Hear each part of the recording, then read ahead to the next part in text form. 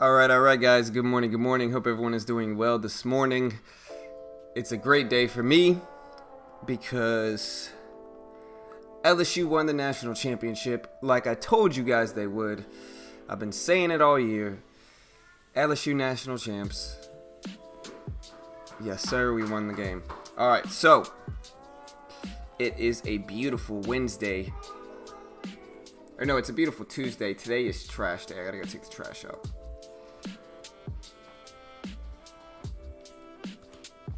Hope everyone is doing well. I'll be right back. I'm going to have to go take my trash out, actually. So I'll be back.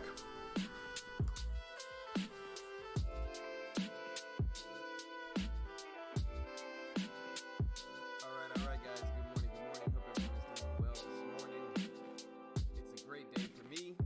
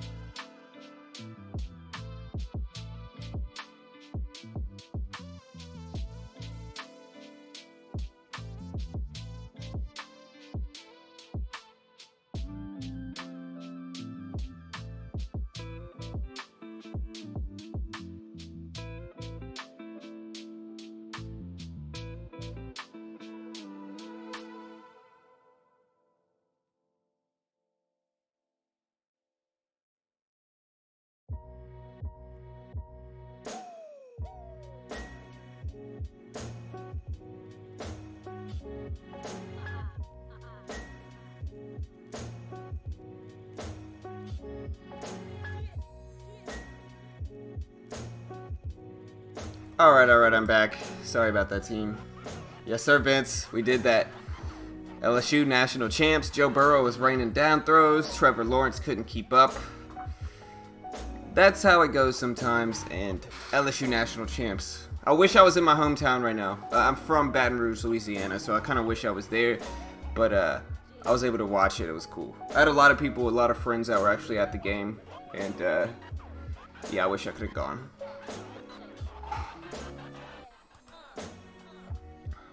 Alright.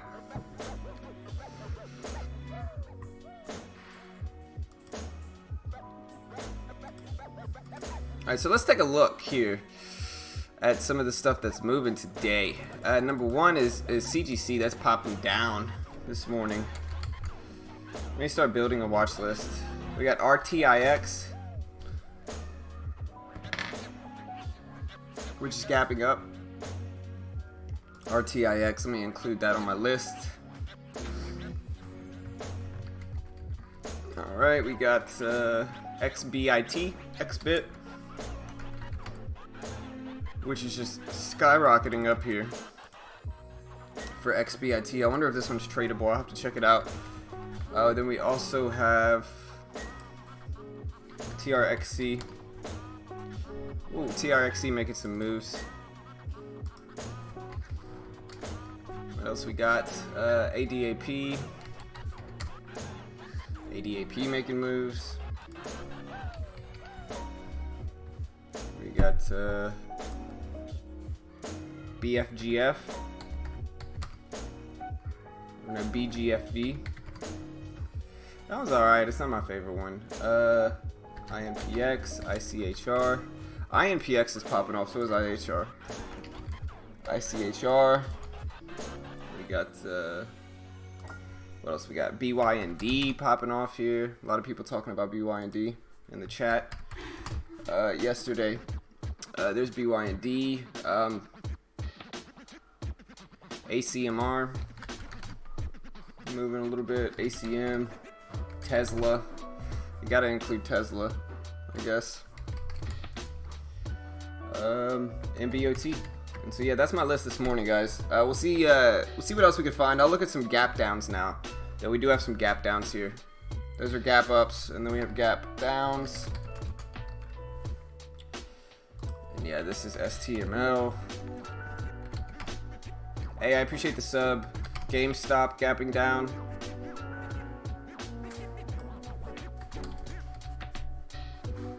You can see GameStop, one of my most hated companies, gapping down. BSX. Then we have APHA, which is a cannabis stock. CGC is certainly gapping down this morning. CGC. WFC. Yeah, WFC, big gap down. Appreciate it. What's up, James?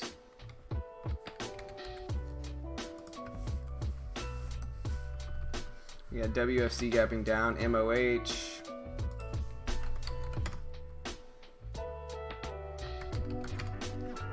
USLV, YINN, ALGN. Yeah, that's about it. I mean, we got a few other stuff, but that's mostly it.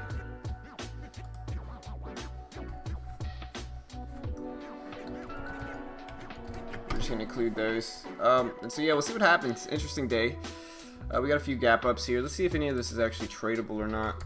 If you guys were in the Discord yesterday, I did end up rebounding slightly. I'm sure I ended yesterday down after commissions.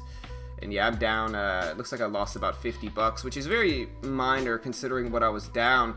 If you want to see that video, check it out. Let me find it.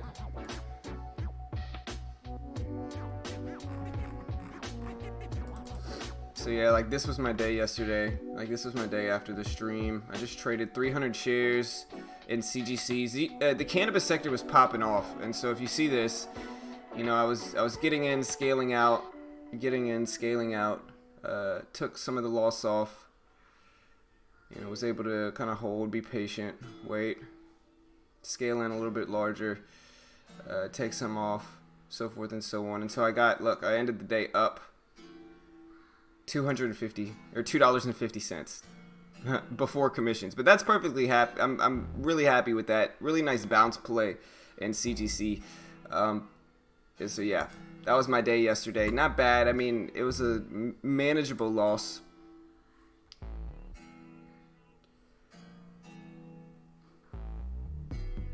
But yeah, guys, how about Joe Burrow, man? Raining down throws on Trevor Lawrence. Couldn't handle it. Raining down throws, you know. Trevor Lawrence just couldn't keep up with Joe Burrow and LSU national champs. Last time LSU was national champs was 2007, right? And then I remember 2011 because we lost to Bama. But yeah, LSU national champs, you know. Really happy for my home state. I'm from Baton Rouge. I was born, you know, a few miles away from LSU. Didn't actually go there, but, you know, them winning the national championship is great for my home state overall. So, shout out to Joe Burrow. The man did it, and LSU national champs. All right, so we're going to start getting closer to looking up some news here today, team. What's everybody's main watch? I was looking at GameStop. See, GameStop is down. I might look to buy some put options, and I want to see if some of these are actually tradable, though, because the big one today is XBIT. I mean, this one's making some huge moves. The big thing is to look at the liquidity, and it had no liquidity, so I doubt it's actually tradable because it had zero liquidity prior till today, and usually those are never tradable. Yeah, it's not, unfortunately, and it's to be expected. The liquidity was just very dull prior till today, and so unfortunate, but it is what it is. Maybe they'll add it if it gets enough volume. ICHR is tradable, CGC is tradable, AMD is moving a little bit. We got LK popping off still, AMD.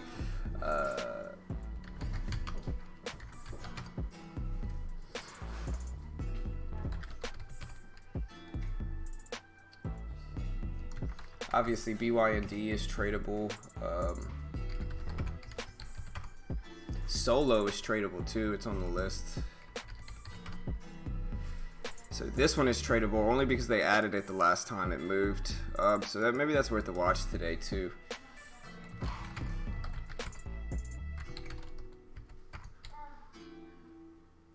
Tesla again popping off. DAL, which is Delta Airlines, popping off.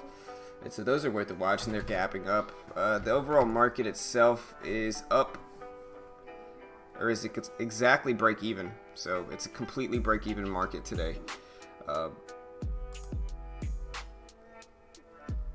Yeah, what's up, Canna? What's up, Taylor? What's up, James? What's up, KQ? What's up, Talal? What's up, Vince? What's up, Jerry? David? Good morning, team.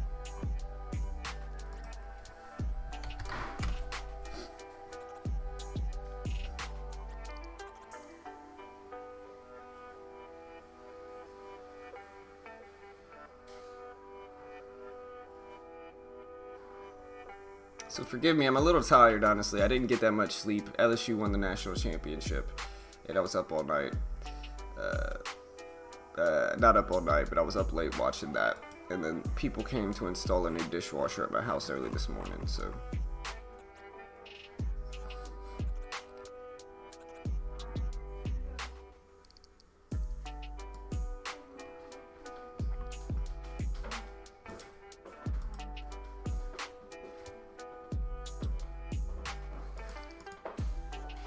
What's up, Leo? What's up, Lawrence? Alright, I gotta go give my kids a hug goodbye. I'll be right back, guys.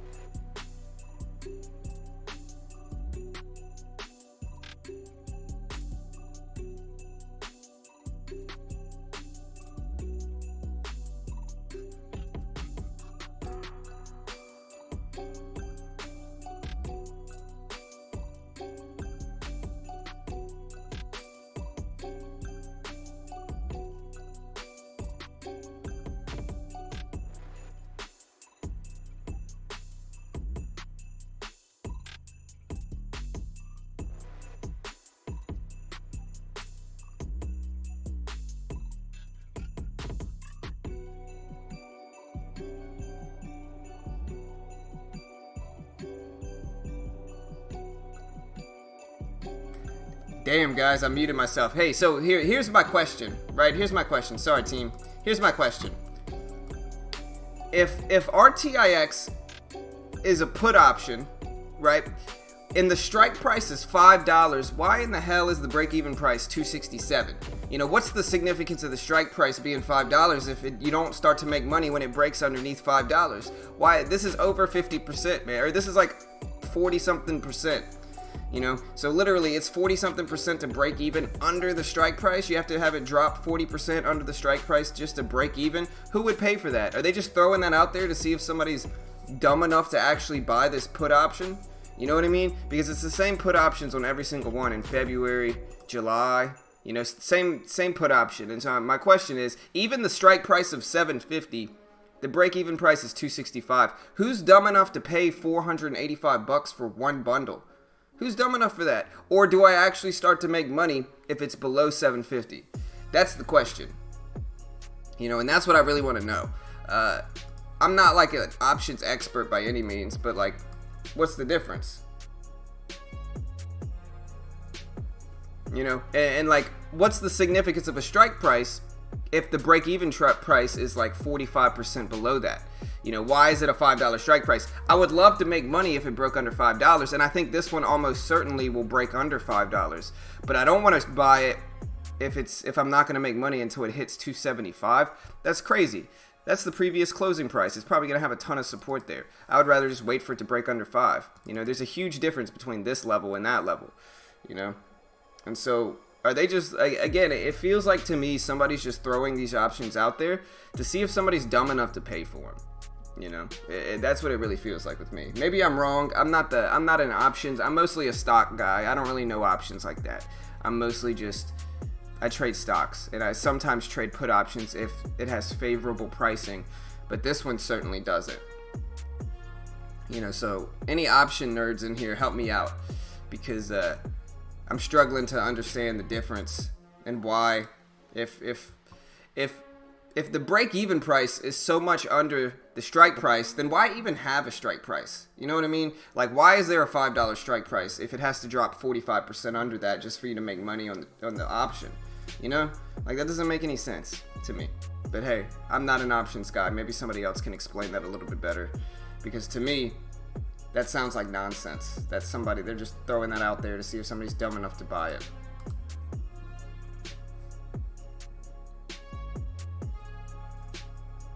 Alright, that's RTIX. Really, the one I'd love to buy an option on is ADAP. If they're selling an option on either this one or TRXC, I'm going to be happy, because I'd buy a put option on TRXC all day. I really doubt they're available. But yeah, if any option nerds in here can help me out with that, let me know. Because to me, that seems like really dumb, like a really dumb option to buy. TRXC is up. Let's see. Put.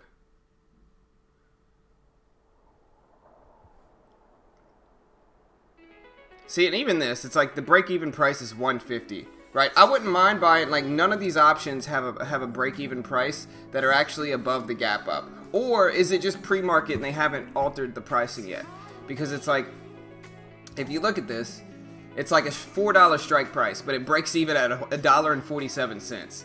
You know, literally the break-even price is below this one, and this one is like $100 cheaper if you buy the bundle, and so it makes no sense. You know, that's the biggest reason I don't get more involved in options is because they're so fickle with like how they're organized. You know, and if you can find good pricing, it's one thing, but there's usually no good pricing. Maybe that's why people sell options.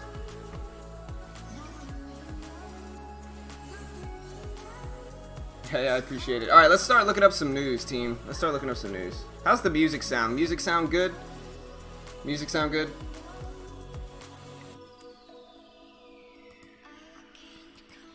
You know, it was actually very funny. My wife, I don't know, do we have any LSU fans in the chat this morning? I'm from Baton Rouge, Louisiana, and I'm a huge LSU fan. One of, arguably the best season for any team in college football history. But LSU has a chant called Neck, and my wife didn't know about it, and so she was trying to like listen to what they were saying right next to my daughter. And I had to be like, hey, you don't want to listen to that in front of her. And then I had to like bring her in the back room and be like, yo, this is what that song says. Do not play that in front of my kid, you know? Because it's just it's a chant of vulgarity, but it's a great chant. I love it, but still. Music okay?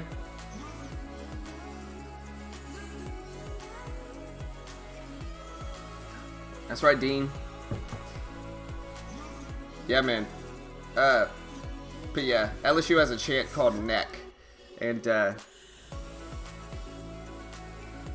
I'm not gonna say it, but it was funny because my wife was oblivious to what the chant said, and then she was trying to listen to it and see what they said in front of my kid, and I had to stop her.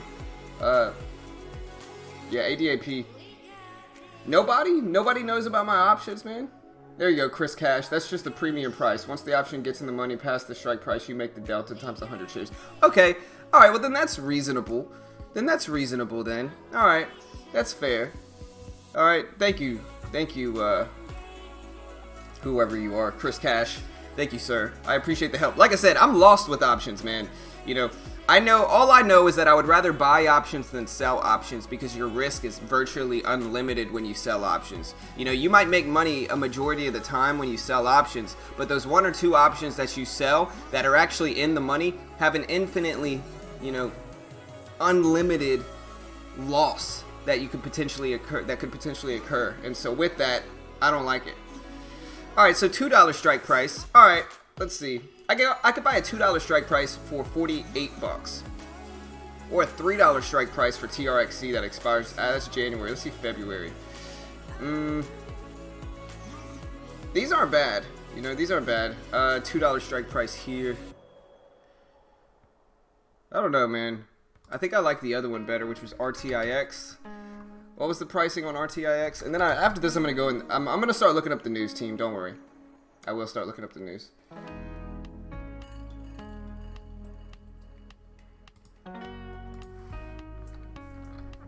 Yeah, as you guys can see, I am like, I know how to trade options. Oh, well, honestly, I'll put it this way. Oh, man, I was about to say. For RTRX 250 for $8, I mean, I'll take that. A February put option is $8, man. I'll buy that all day. For RTIX 250, I mean, it's unlikely it's going to happen, but, I mean, it's $8, man. I'm going to buy that right now.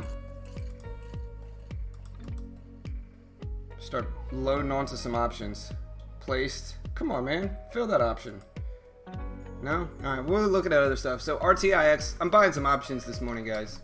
Thank you for explaining that as well. TRXC is the other one. And all of these have options on them, too. TRXC, I'll tell you this, I'm way less confident in it. I'm way less confident in TRXC, and it looks like everybody else is, too. $2 for... Let's look at the history of TRXC. Just a terrible chart. Basically, you can bet $8 that TRXC is going to fail by February. $2. I don't know. Too much support here. Don't like TRXC as much. What about ADAP? Ooh, ADAP is the one I really actually like to buy options on because this is actually an overextended daily chart. Let's see. Puts. 250 put. I'll buy a 250 put on this for $13. Oh, it's not $13. It's $30. Here, let's look at the short-term chart. No, I don't like that. 250's down here. I don't know. Let me know if you guys see any other overextended stocks this morning. I'm looking at daily charts right now. SLGG, no volume with that. XBIT looks cool, but looks like an acquisition actually. Yeah, almost certain this is an acquisition. It's either an acquisition or FDA approval. Well, we'll start looking at some other stuff. We still got some time. Let's see if I can find a better put option on Trill. Because the reality is with TRIL, I wanted to buy the 250 strike price for February, and honestly, I still like this. I'm gonna buy this, and it's for February.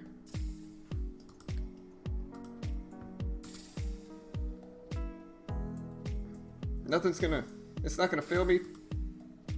Maybe I should pay a premium here for this one. Sorry guys, I'm gonna go over the news in just a second. I'm trying to get a premium for some of these.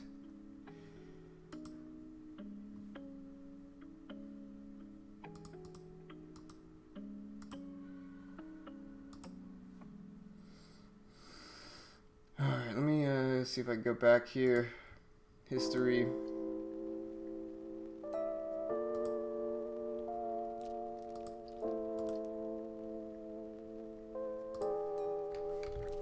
I still like Trail. I think Trail's gonna fail. Maybe I have to pay a premium for this put.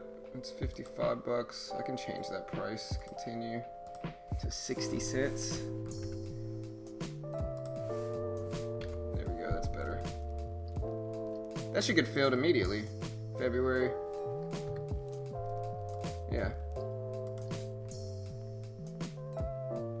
How does that not get filled immediately? I'll take that. Whatever. Alright, guys. Sorry. I'm messing around with options. Let's start looking some stuff up. I'm sorry. I don't know where Mitch is. Alright. Sorry, guys. I'm looking at overextended. I love it when we get a lot of penny stock gappers because that just means we have some extension to play off of with put options. So, first one I'm going to look up, guys, is RTIX. And again, I didn't get that much sleep last night because LSU won the national championship and I'm from Baton Rouge and it was a great game. But the dishwasher people actually showed up at 6:30 this morning too. And so, yeah. I'm running a little bit late. I can't buy until 9:30. Oh, my bad, Chris. Honestly, no. Jonathan, listen, I respect your opinion, brother, but Chris Cash is helping me this morning, man. He helped me because I'm lost with options, and my man helped me this morning. So, even though you're spamming the chat, which I usually don't allow, I'll allow it because you're helping me with options this morning, and so I allow it.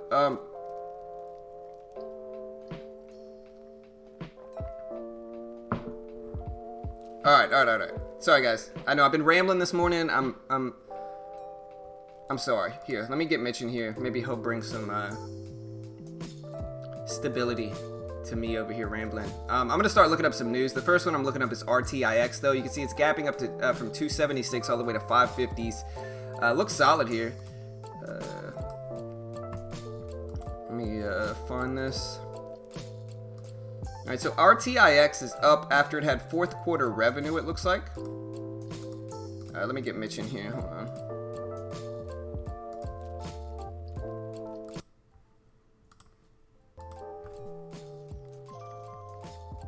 Yo, what's up, Mitch? Let me know if you can hear me, bro. But yeah, RTIX is up. It looks like, again, this is fourth quarter revenue that came out yesterday evening. So RTIX agreed to sell its OEM business to Montagu Private Equity for $490 million, and the deal was expected to close in the first half of this year, in the first half of 2020. So that's what's going down. So yeah, basically it is an acquisition / buyout of RTIX.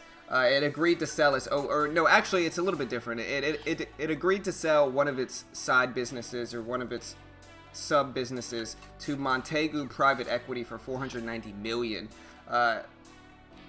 That's what's going down with RTIX, and so, we'll see what happens with it. Looks interesting. I know we've gotten a lot of subs today, so I apologize if I haven't talked about you guys as much. Shout out to Brad, my man Brad, hitting that subscribe button. Richard, Craig, Charles, hit that subscribe button, guys. We appreciate the support, so yeah, don't forget to smash that like button, hit the subscribe button. And I appreciate it for sure. But yeah, RTIX, that's what's going down with this one. I think it also put out fourth quarter revenue yesterday. It put out fourth quarter revenue that was between 79 and 80 million. So they basically announced the sale of their OEM business, their prelim fourth quarter and full year 2019 revenue. And all of them were positive, so RTIX is up because of it, up to 560 from 276. Maybe a put option after that catalyst doesn't sound that great. Because that's a legit catalyst, but we'll see what happens. I still have time to really kind of look into it a little bit more and delve into that one. We have TRXC here, which looks really strong, a lot of volume, gapping up from 147 to 243 for TRXC. So yeah, basically they put out something that said that they announced and they submitted They announced the submission to FDA of their 510K of their first machine vision system in robotic surgery. And so, yeah, they basically announced their submission to the FDA for their machine vision system, which is ultimately a robotic surgery machine. And they are up because of it. So TRXC moving here, and I can go ahead and read this article. It's from MT Newswires, and it says, quote, shares are up 79% in pre-market trading after the medical device company filed a 510K submission, which the U.S. FDA for its intelligent surgical unit designed to enable machine version capabilities of its enhanced surgical system, end quote. So basically that's what's going down with TRXC. It's a real catalyst. We'll see what happens with it. We'll see what the FDA says eventually, but interesting to watch for TRXC here. We also have XBIT gapping up some. Looks like this is going to be an acquisition.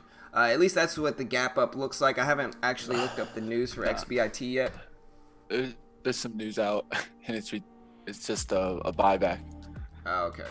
Yeah, so it agreed to do a buyback of 420 million of its shares.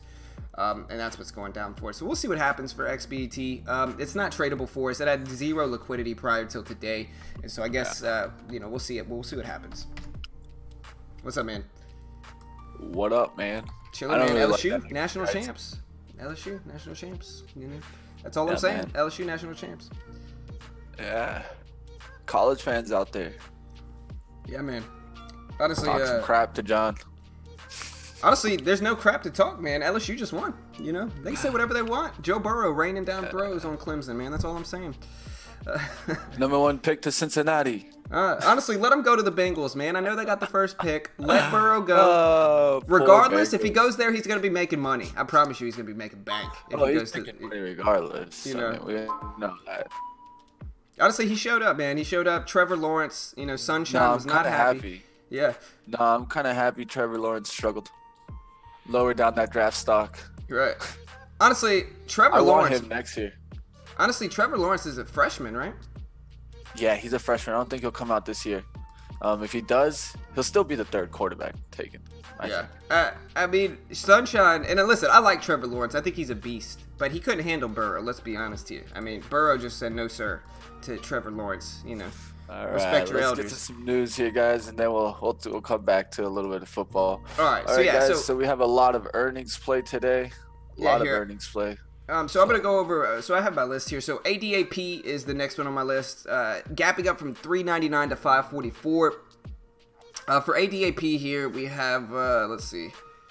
So Astellas and Adaptimmune, which is ADAP, did announce an agreement to co-develop and co-commercialize stem cell-derived therapies. And so that's basically, they announced a deal with another company to co-develop and co-commercialize stem cell-derived therapies. And that's what's going on with ADAP. We'll see what happens with it. It could get interesting. And so, yeah, basically they have a pact with the Astellas Pharmas on cancer immunotherapy. So we'll see what happens with ADAP. It's interesting, but I'm still going to look to buy a put option if I can find it on this one. What else we got today, Mitch? ICHR? Yeah, man. I mean, well, there's a bunch up here.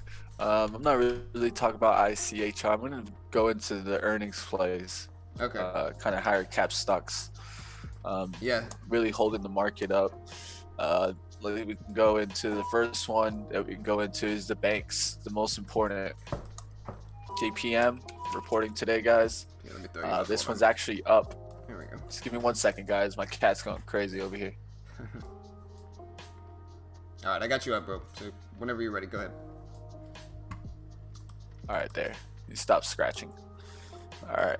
So JPM is up, guys. It reported earnings of $2.57 per share, which is the beat to the analyst consensus of $2.35. That's a beat by actually 9.36%, so almost a 10% beat. This is a 29.8% increase over earnings of $1.98 shares for the same period last year. So really good news. What I was really going to be paying attention to JPM was kind of their interest and how they made their money in interest. And you can clearly see, hey, with $2.57 per share and a beat of almost 10%, this is definitely great for the banks. I think this should actually support the drive that we actually have in the market overall.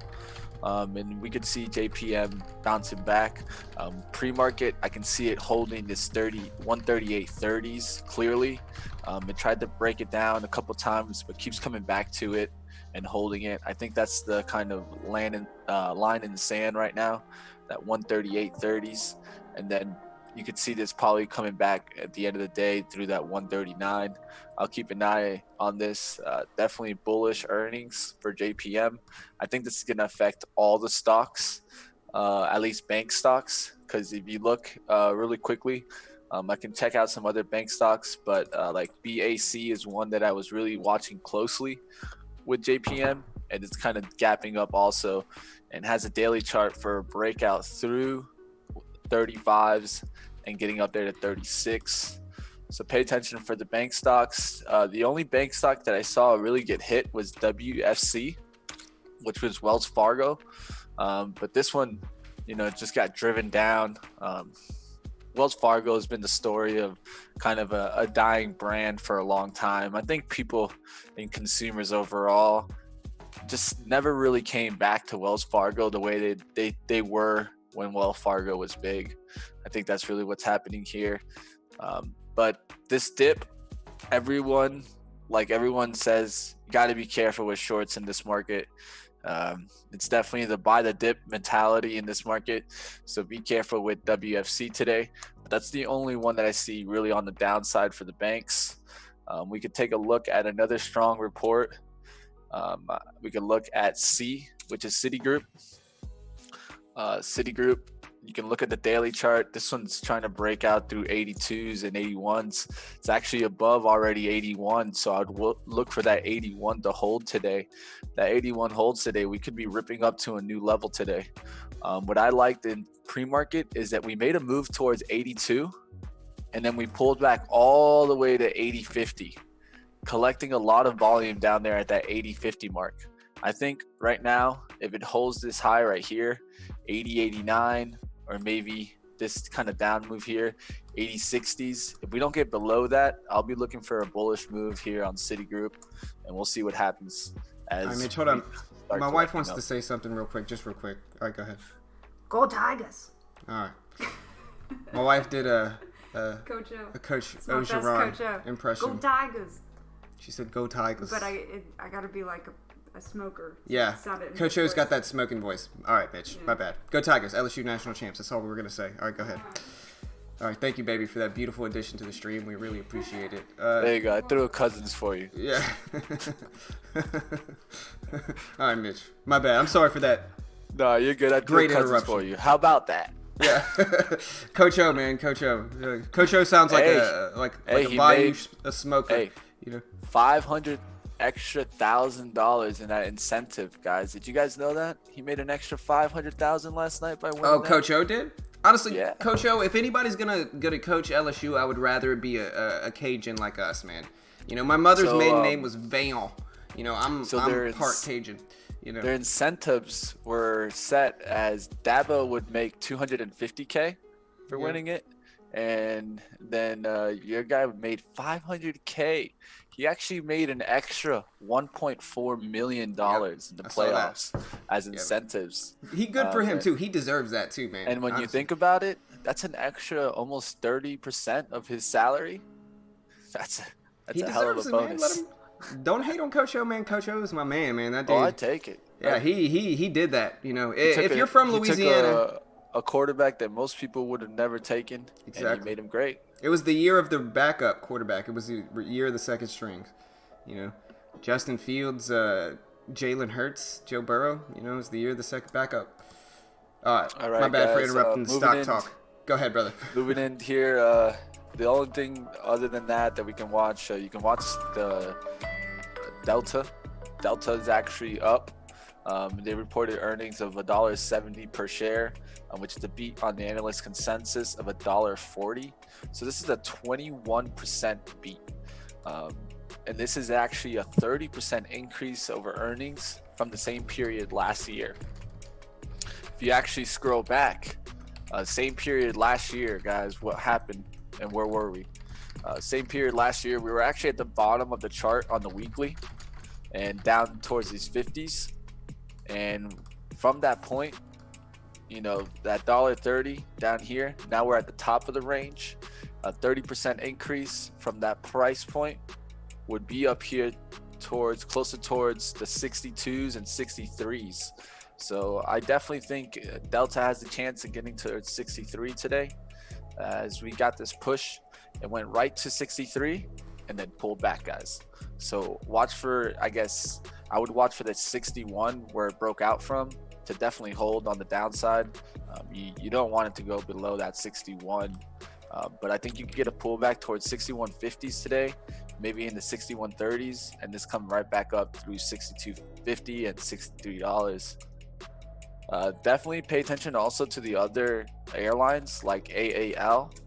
They're going to be reporting later in the week, but with this strong reporting in Delta, I would look for a strong report in certain airlines. You got to look at the daily charts, look for daily breakouts, but I will definitely be watching a couple of airlines like Save, Spirit Airlines, American Airlines. You could also look at kind of Southwest. There's a couple airlines out there. So another couple of stocks that are hot right now. I just want to bring up some stocks that are hot. You got SDC going right off through the roof. This one's really interesting because it's relatively new. This is Smile Direct Club. You can see it really bottoming here in the $9. It kind of held that $9 multiple times, really showed that $9 bottoming effect. And then when you look at the 5-minute, we had a rip out here, guys. In pre-market. And it's tradable. Yeah, it traded from 10.50 all the way up there towards 11.88. It's made a measured pullback towards the VWAP right here, which is the 11.26. But I would look for a pullback closer towards this high here that you got from the breakout of 11. Reason why is because that's where the majority of the volume came in, and it didn't really come up there at that 11.50. That was people taking profit from that breakout. So watch for kind of a measured pullback towards the 11.13s, 11.20s. If I see 11 holding on downsides, I could long this one later on in the day through the 11.50s. One of the things that I see is that, so whenever you have a huge high wick like this on a chart, it really doesn't have anything up here to show you another chance of resistance. And so what I'm looking for is for that line to be actually start breaking out from that. So that's 11.54. That's really where the highs were holding. Anything up here in the 11.70s and 11.60s sold off really quickly. So if we can get back above 11.50s, we could possibly make a move towards that 11.80s. Definitely look for that. And that's one thing to kind of notice. If you have a wick like that, it doesn't look measured, the pullbacks, those mean that it fell with a hurry.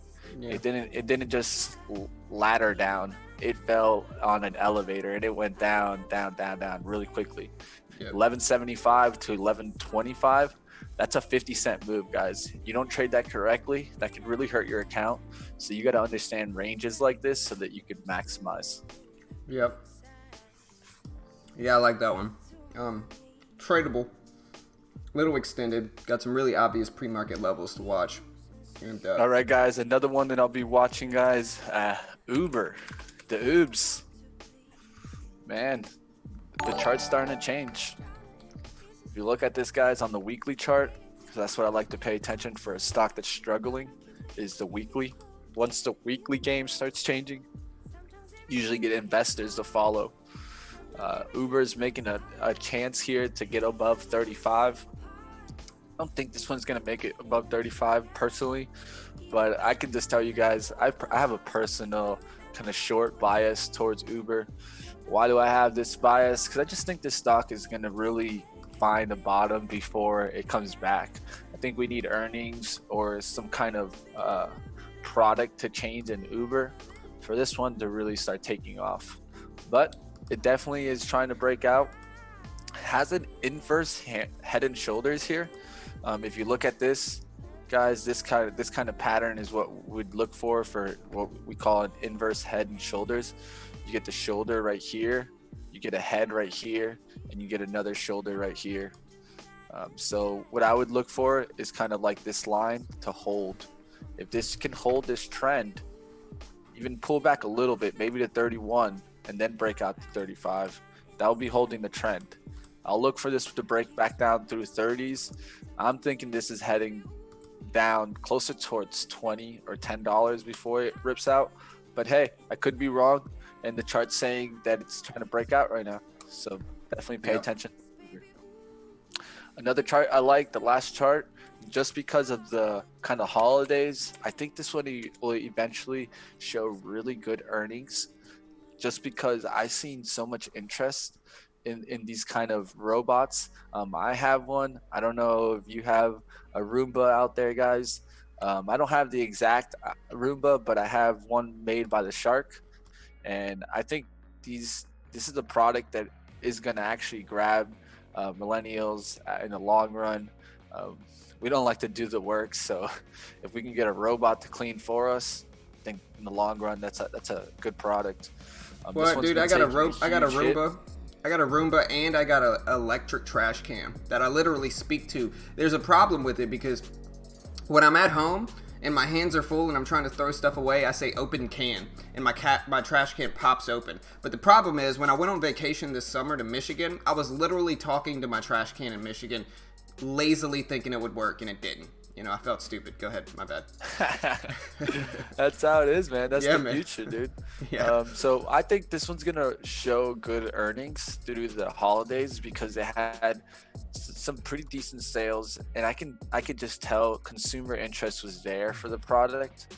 And so when consumer interest is there, I think you could get a surprise kind of earnings report. This could be right back up at 80. So I'm going to be watching this one. I like it kind of bottoming here.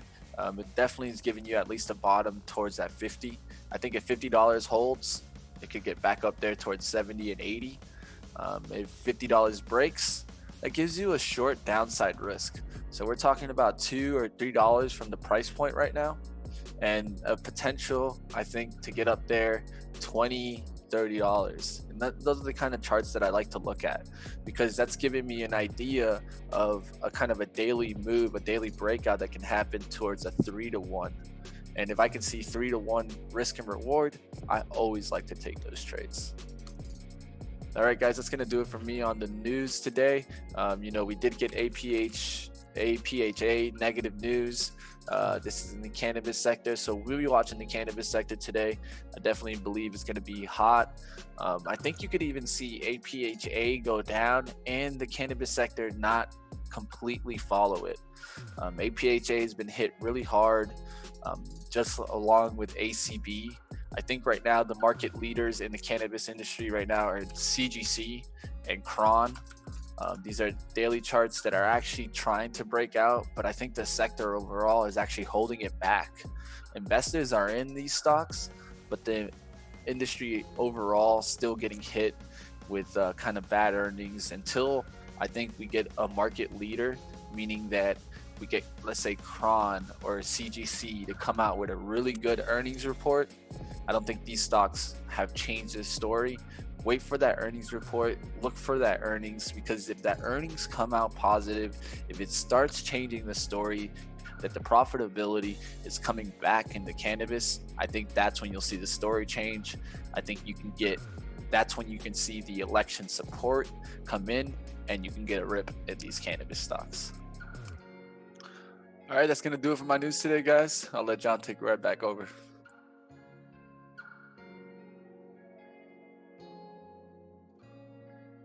All right, so I'm looking at APHA here, and so basically what we're going on is that APHA put out fiscal year revenue of 525 to 625 million. They also put out, adjusted fiscal year 2020 adjusted EBITDA of Canadian 35 to 42 million. Basically they put out what this really is, though, with APHA is they put out worse guidance, and they said, quote, the guidance was to primarily reflect certain market dynamics, including, and this is the big one that probably hurt them, slower than expected retail location rollouts for APHA.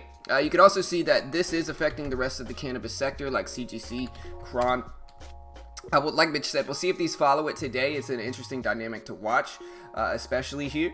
And then we can go over the overall market news. We do have a few gap downs, specifically, what do we have? DARE gapping down some. We have AVGR, we have STML. Some gap downs, not much with any type of significant volume, except for the cannabis sector, I think. And so I think those are the main ones that I'm going to watch today, the cannabis sector specifically. We could also look at the overall market here, like the SPY, and again, it's mostly break even. I mean, it closed at 95, we're at 96, so we're literally 1 penny above where we were. And we do have an ETF preview that I can go ahead and read this today. And again, this is quoting from MT Newswires as the source. U.S. stock futures slipped lower ahead of the opening bell as investors are the first few financial reports that signal the start of earnings season, led by JP Morgan and Chase and Wells Fargo. On the economic calendar is December reading of the National Consumer Price Index, which is the CPI, at 8:30 Eastern Time, which would have been around an hour ago. Estimates from Econoday are for a month-to-month increase of 0.3% compared with the prior increase of 0.3%. Excluding food and energy, the month-on-month change is expected to be a rise of 0.2% compared with the prior reading of 0.2%. So we could delve a little bit deeper. So we did start earnings with some financial stocks. We also have commodities, with crude being up 0.7%. The U.S. oil fund is up 0.7%. Natural gas is up 1.2%. And the U.S. natural gas fund is up 0.8%. Gold is down 0.5%, with the Spider Gold Trust being down 0.4%. Silver is down 1.3%. And the iShares Silver Trust is down 0.2%. And so, yeah, that's basically it for the market news today. We'll see what happens with this. We did see a few stuff on Iran here, and this is another one from Benzinga, and it says quote, Iran's foreign ministry team says Tehran is ready to welcome any measure based on goodwill to save the 2015 nuclear deal. Says that Tehran will give a serious and firm response to any destructive measures by parties to the deal. And so, yeah, that's basically it. The big thing today, guys, I think is whether the trade deal is going to get signed tomorrow. I think that's a significant, influence on the market, and we'll see what happens with that specifically. Yeah, that's the overall market news. We'll see what happens, guys. Let me see. Let me catch back up on the chat. What's up, Jonathan? What's up, Hero? What's going on, everybody? How we doing today?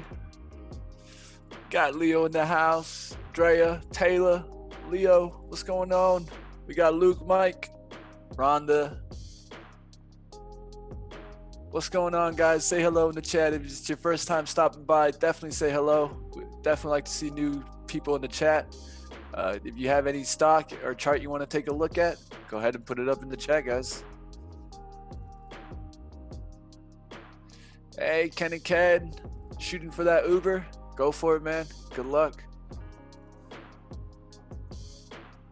All right, guys. What's going on, Killer? How we doing today?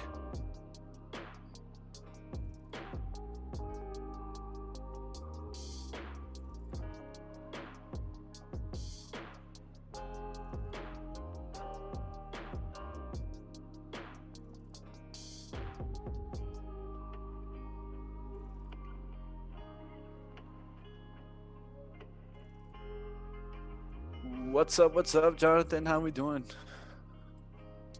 Getting ready for the day here, guys. About 5 minutes to the bell. This is when you want to go ahead and get your plans down, get ready, and then you guys can go ahead and be ready for the open. I always talk about being market ready. Best way to do that is to start looking at your trades, know your important levels you're looking for, kind of visualize the trade. So when the market opens, if it follows that strategy, follows the pattern, no hesitation, we take the trade. That's right, guys. So we got 38 likes in here. Let's bring that like up to at least 75 before the bell if we can. We've got around 200 people in here, guys, so appreciate the love. Remember to hit the subscribe button if you haven't already. We actually had a lot of likes today, a lot of subs. Appreciate the sub, Young, Quill, Brad, all the subs today. We really appreciate it. Richard, thank you guys for the sub. And let's do this. So yeah, yesterday was a break-even day. Been kind of sideways for a week or two, and that's all right because we're going to look for some big pushes. What's up, Mike? What's up, DH? What's up, man? ITCI? Yeah, I got you, bro. Let me see. ITCI, I mean, you can look at the daily chart. The intraday chart's not really moving too much. I do like the extension when it was up here, but it's pretty volatile. It must have some type of catalyst, I'm assuming here, right?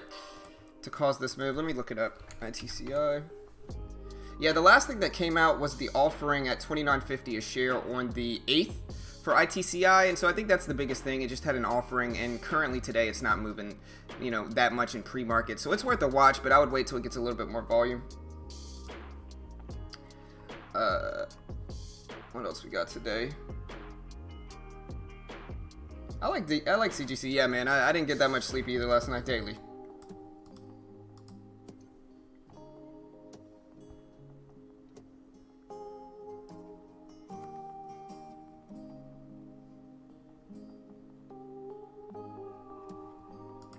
All right, team. So yeah, so the SPY's actually making a pretty big pullback right now in the market.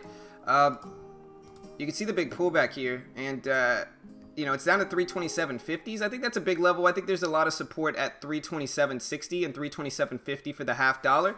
And I think watching to see whether it's going to find some support at the half dollar right here is interesting. I think it showed a lot of resistance and support there on the SPY prior to this, and I do think that's a big level. The previous closing price for the overall market was at 327.95, and so that's still well above that. That's still way up here. And so we are actually below that previous closing price. And I do think this range right here is interesting to watch. And so it's worth keeping an eye on. Like I said, I do have a few option buys set, and that's what we're going to watch today as well. I'm going to keep an eye on some of these big overextended penny stocks for some options plays. I appreciate the sub, Dimitri. Welcome to the team, bro. Appreciate it, man.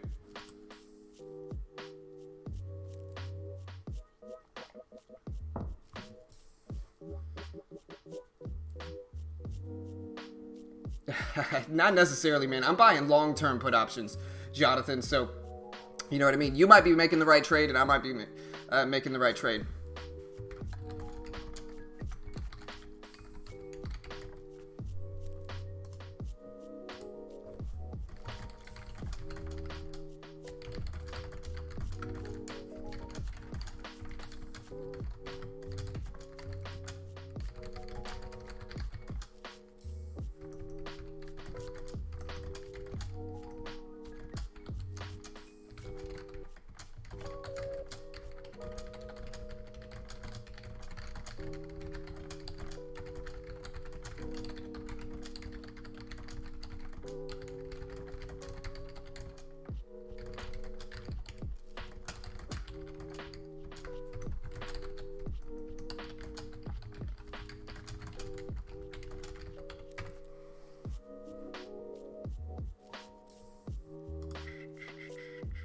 But yeah, CGC Cannabis plays. Look, there's the market drop under that level. Like I said, that 327.50 level is interesting.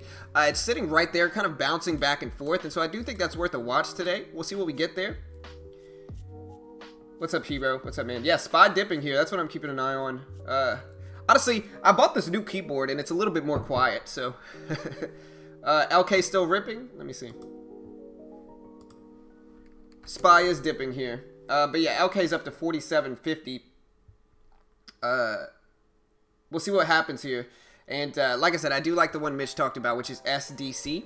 That's one I didn't really see.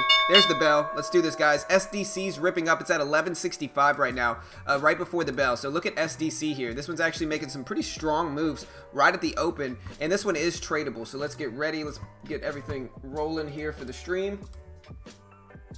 Let me get this going. But yeah, look at SDC, guys. SDC making some huge rips this morning. Very interesting watch there. There goes to 1180, guys. 1180 move here. Breaking pre-market high. And so check that out. Yeah, I got it. Ram, I got it, Ram. I got you, bro. It's up. But yeah, what's popping up on that scanner is SLGG. SLGG popping up.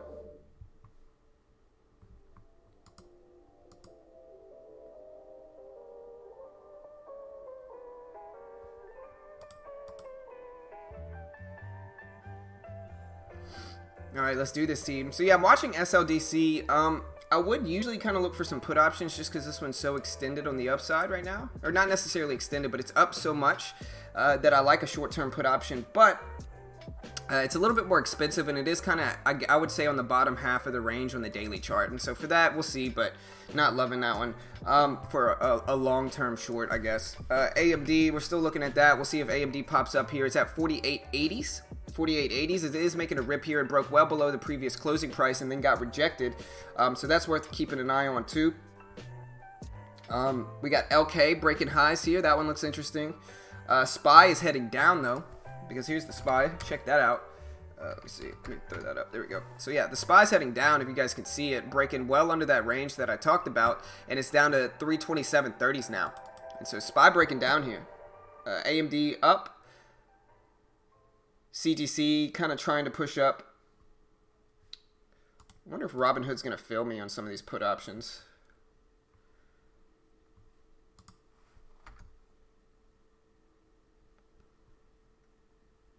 DARE dropping too. That one might be worth checking out. Man, my Robinhood chart's lagging a little bit. But yeah, there goes the market down. AMD for a VWAP bounce might be interesting, especially if the VWAP could come up to around 48.75. That one might look interesting here. We have CGC spiking up here. That might be a nice little VWAP bounce play as well. And then we do have SDC. Again, SDC making some huge rips with the market dropping. You can look at SDC here and see this move well above the VWAP. I mean, listen, if it pulls back and the pre-market high and the VWAP are right around the same level, that could get super interesting here, right at with an entry of like 82, 83.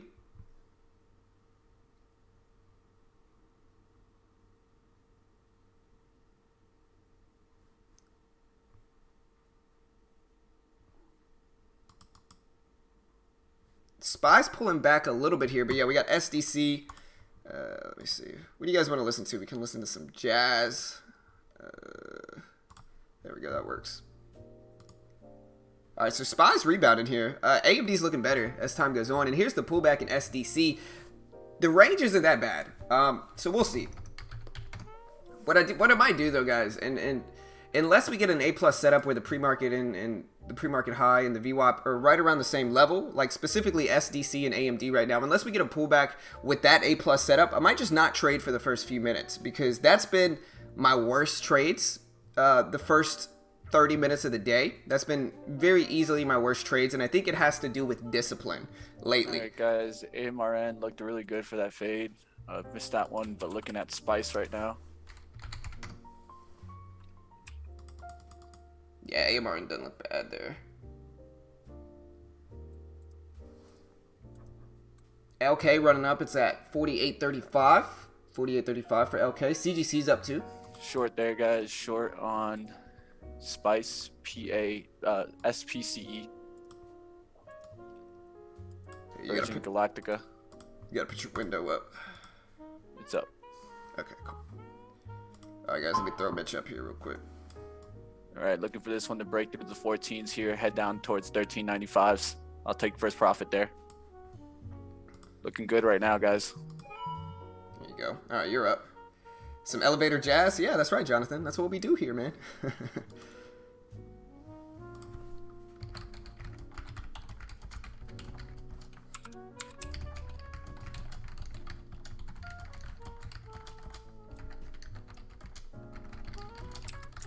And take 150 shares as this breaks through to the 13.95s here.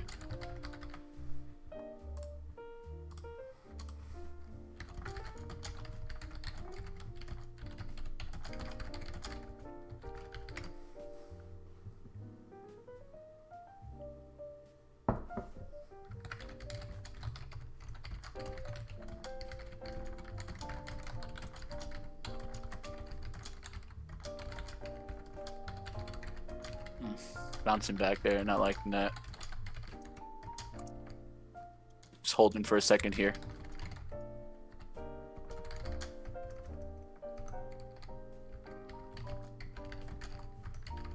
There you go, good move there. Good trade, brother. Looks good, man. Where is Carol? Carol is probably sleeping right now, honestly. My kids are at school. Yesterday was the national championship, so we stayed up later than we probably should. The SPY's rejecting here. Looks good. Trying to see if it's going to break 14 here. Oh, there goes SDC here. There's the pullback I talked about. It's a little bit too late, and it's too low in the range. And so... Boom, got it, guys. Yeah, good trade, brother. Going to take 150 here, guys. Don't want it to come back. Just gonna take a little, most of it off, let the rest of it work. So we've been doing base hits. Let's keep them going. Yeah. Good trade, All brother. right, now guys, I'm gonna just set the stop there, right above VWAP, which is 14.16, and I'll let the rest of the trade work. If we can get down below the low of the day, we need to take profits. That's what I kind of messed up on yesterday, that I don't want to make a mistake. So 1382s is the low of the day. We break 1382s, we take profit. So if we wanted to, we could even set a range, but I'll just set a stop. The reason why I want to set a stop, guys, is that I do not want to watch this anymore. I want to go find another chart to trade. All right, guys, going to look at EMPH and AMRN. Those are the ones I really liked also, but, you know, can only take certain amount of trades right at the open. Yeah, AMRN had that nice fade. Yeah, I liked AMRN. I was literally watching them both at the same time. My thing was Spice was just up on the daily chart way too high. So I thought, let me not short the one at support. Let me short the one that's at resistance. Yeah, for sure. That's why I went with Spice. Yeah, I like that one. That one looked good. AMRN might bounce back. I got a question. What I'm really doing now, guys, is I'm waiting. Because I have not had great results in the morning. Even though I see some setups I like, I think I need to wait. I like CGC's movement, though. CGC coming back for a VWAP bounce. Yeah. Kron doing a VWAP bounce at 740. Yeah, you and I called that one out at the same time, man. CGC looks good. It's just, it didn't quite get low enough for me, but really nice. I like the movement it had before there. Give it a little bit. CGC likes to do full range moves. Yeah, so let this breakout happen. What I would like to see is APHA. What's going on with that one? Are they buying up the earnings? What are they doing? Yeah, right now, look at that. They're buying up the earnings. Yep. The bad earnings, they're buying it up, guys. This market, you don't understand it. Yeah. It's ridiculous sometimes. Bad earnings comes out, stock comes up. Yeah, that's why I don't trade earnings, man. That's why I don't trade solely off earnings. I'll put it that way. Solely off earnings. I don't either, man. I have to watch the opening. It's the too opening crazy. will let you know. Yeah, it's too crazy. And honestly, what we're getting right now, like, look at the spot. All right, there's the that spot. breakdown, guys. Remember what we said. Break through this here, we're gonna take the profit. I gotta cancel the trade, cancel the stop. Let the momentum break here. Down there now to 78s. Yeah, with the SPY, we're getting just some, pretty big swings. Up, down, sideways action. So I think, for me and my style of trading, I'm going to wait until the SPY actually picks a Okay, direction guys. here. Not a bad trade there, guys. $43 on 200 shares. I'll take it. Hey, that account's growing, brother. That account's growing, man. Mitch's account is an intro package, so it's a $700 account. Yep. $700 account. Just keep working it up, guys. Keep working it. You know, I'm now going to be looking for this one to come back to VWAP. Now that it broke down through the low of the day, look for a reversal back above 14, and I'll short anything back above 14 there. Yeah. Great trade there. EMPH is tanking, man. That one, I thought it would bounce back another chance and give me another entry at 30.80s, but no, that one dropped big. AMRN, man. It's back there. Oh, I see what happened there. 1.1 million shares out the gates for EMPH. That 1.1 million brought it down almost $1. All right, gotta go ahead and start looking around. AMD coming back below VWAP. Flip. Yeah. I don't like AMD just because it's been too sideways on the daily. Yeah. I'm gonna leave it alone. I think right now, guys, what we're seeing is the SPY. I think if you look at the SPY here, the SPY is just very sideways today. If you look at it, check it out. Look at the SPY. It's just up and down, sideways. And so until we break out of this range, I'm just going to pull back and wait until we break out of this range. Because it looks very difficult. And when the SPY is this sideways, like it is right now, I don't want to try to guess the direction. And so I agree. We're going to wait. You know, AMD's kind of confirming that too with that breakdown well below the VWAP. CGC still looks strong, honestly. And so I'm still watching CDC. What was the other one? CDS is what it was, right? Something like that? SDC, you mean? SDC, yeah. Oh, that one looks good right now. Yeah, right at the VWAP. That's what I'm watching too. It's like, can I come back 2 seconds from this, please? Where's it at now? It's at 90. I mean, Yeah, I like it. I wanted liked it, but at the VWAP at 80s, Right. 82s, risking off 85s For sure. or 75s or 70s. Yep. That's where it So looked what really good. I'm gonna look for is, so this one tried to break down once, break down twice. I'm gonna look for an attempted third breakdown towards the 70s and then coming right back up. Just Yep. because I'm too extended right here. Don't want to get in at 1190s, risk down towards 1170s for a potential 20-cent pop up.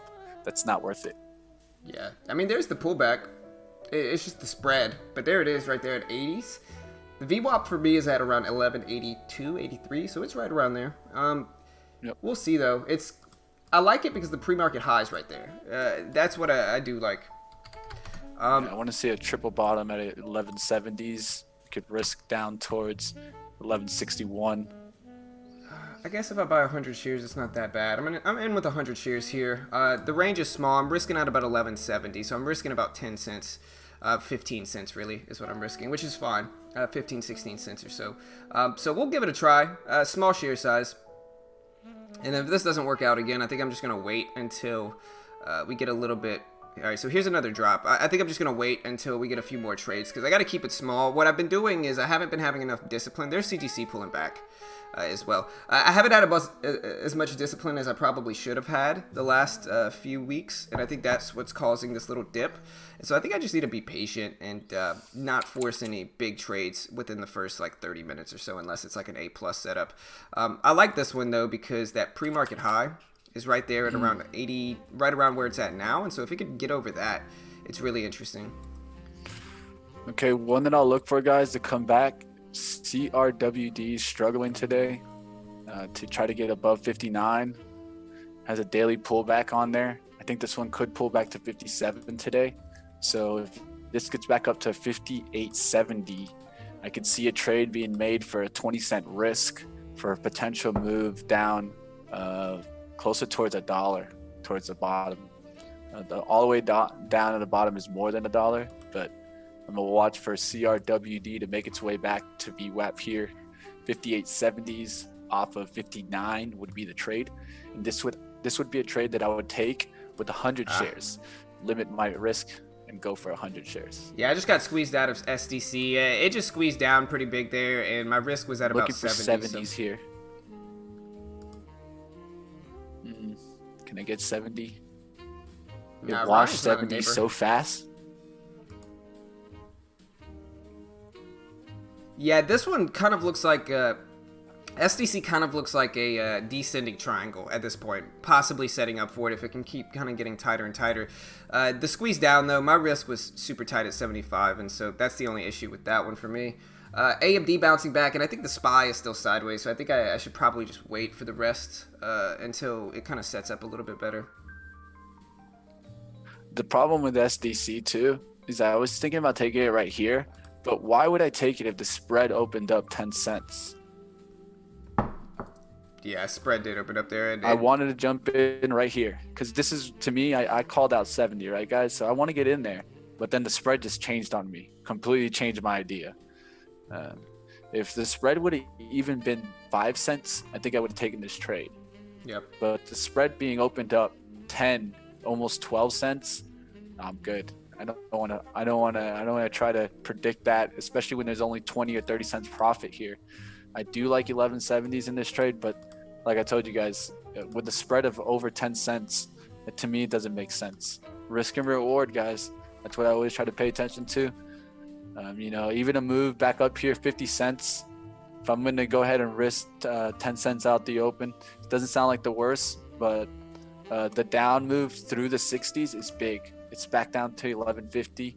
Yeah. It could go all the way down towards 1130s. Yeah, that's why I really got out of it. Try to avoid longing stocks that are below VWAP. At VWAP, slightly below VWAP, doesn't sound like the worst. Down here, where it's like a whole bar down below VWAP, you can get caught like this right here, where it looked good to bounce back, but it washes people out too much. It drops to the 1150s there. I'm sure some people got stopped right now. Yeah. And it's a tough trade. Yeah, I think under this low of the day right here at 11:52, I think that's going to be a ton of people are going to be jumping out there as well, and that can cause a big squeeze down quickly, especially with a big gapping up stock like this. Most of the time, these big gaps fail, and so, trying to take along with it, I didn't hate the idea, but the extension on the chart, maybe, I'd say it's up about 10% in the last day, and so got to watch for that, I guess. AMRN CRWD climbing back here. Spicy. I'm gonna pay attention to that one. We got a nice top right there at 1410s. Let it try 1410s again here. I wanted to open another candle here, try 1410s, then reject. But it looks good. I might have, not paying attention too close looking at CRWD. But it looks interesting here. Looking for another top. Joe, I'm not sure where Joe is. Joe's probably watching the game, I'm guessing. I'm in TRXC for 300 shares. Long, I'm assuming Jonathan, right? I'm just waiting. I'm waiting right now. The SPY is sideways still. Just very, very sideways movement. Look at the SPY. We have this big range here right now for the overall market in between 327.60s and 327.30, and so we have this range right here, and I'm just going to wait for the market to break underneath this range, because until it breaks that, it's sideways. You're going to get a lot of fake outs with markets like this, and so I'm just going to wait and be patient, I think. Maybe we'll get some setups, but it needs to be like an A++ setup if I'm going to take it, because again, I'm basically risking that. I'm basically betting on the market breaking out of this range, and until we actually get some confirmation in that, I don't want to risk it yet. We're using TEFs, JP Morgan. Yeah, we're using TEFs. Yeah, I'll post the link if you want to check it out. All right, looking for a bounce here above 14s to get short again. Spice down there already, down there to 1398s again. Could expect a bounce here. 1395s, 14 bounce up, but let's see what happens here. I'm gonna keep a close eye on that one. What's up, Todd? Yeah, I have YouTube CGC Premium, man, so I get to skip ads. I have no ads on my stuff. It's worth it, I think. I don't have to watch any ads. Yeah, CGC absolutely ripping down here. Yeah, that's what I was kind of worried. Full range moves in CGC happen too often. When it trends. Sometimes it's a trap. Yeah, I think CGC's normal movement is really good for fades and bounces, but I think on really volatile days in the sector, it can just squeeze you out really easily, and I think that's kind of what happened with CGC. We'll see. Maybe if it pushes down enough, it could be a nice downward trend to get into some fades, but we're going to wait on that. Again, if we look at the market, I mean, this is what's stopping me from really trading right now, is the market sideways movement. And so unless you're trying to specifically kind of short stocks or when the market tests these highs and long it around the lows, I think it's kind of it's gonna be tough.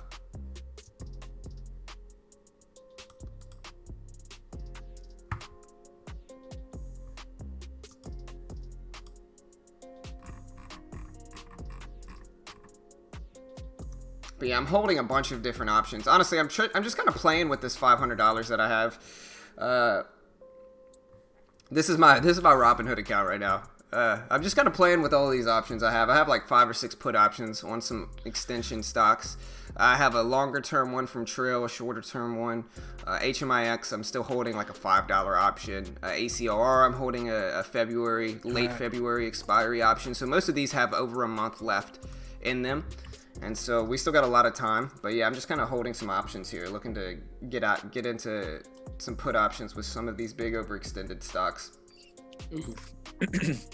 CRWD definitely enticing there at the 50s. The reason I haven't taken it, I'm still watching Spice. Kind of stuck in between which one I want to take. Looks like CRWD is already pulling back there, but that one has a $1 range and a risk of 20 cents or 30 cents. Looks like a good fade there off the VWAP. I'm kind of too concerned on Spice about this $14 pricing. I think we might get the VWAP fake out fade in this one. So yep. I didn't take the trade on the bounce back towards 1405.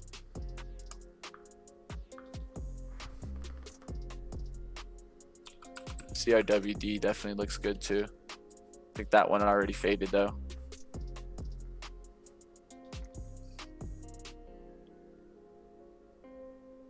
one looks great. Let's go ahead and look around. What do you guys see out there? Let me know if you guys see a chart. Yeah, there goes the market finally dropping, man.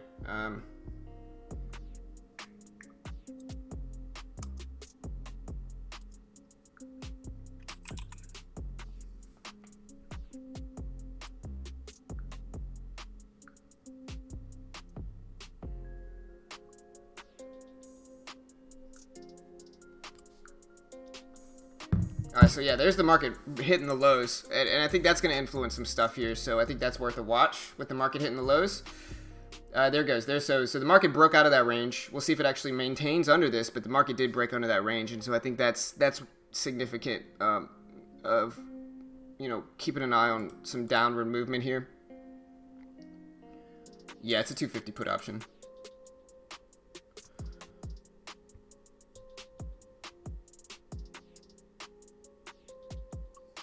I appreciate it, Omar. Thank you, bro. Appreciate that, man. Yeah, I'm just hanging out, man. We're just kind of waiting. You know what I mean?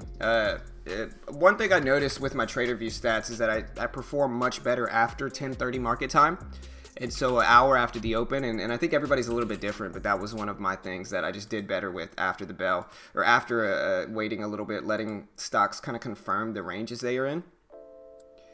And so I think that's kind of what we're doing right now, and that's what I'm going to wait and try to be patient for. I think part of the problem, I've been rebounding every day, but I've been trading so much prior to that it's been a little bit harder, you know what I mean? So that's the consideration today. Looking at Disney, guys, I'm going to maybe short this bounce here. If I do short Disney, it's going to be 100 shares, guys. No more. And she's going to be somewhere, I'm thinking 143.13s or 14s. That way I can risk off the 143.25s, risk $10 on the trade, and pretty much be nothing on the risk side.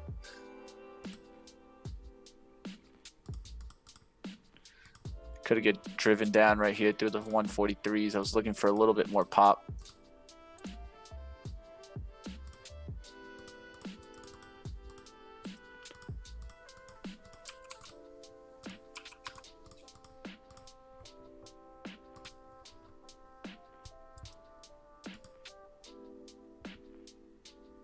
Alright guys, so AMRN down, AMD down, CGC down. So we're going to look for some of these moves here. Just kind of patiently waiting right now though.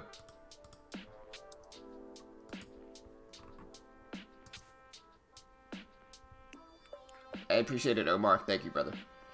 Yeah, man, like I said, we gotta, we try to teach people what we learn. We're not experts here. We're not gurus. We're just letting people watch us trade. You know, I've been in a slump lately, but my stats aren't bad. You know, like I looked at my TraderView stats.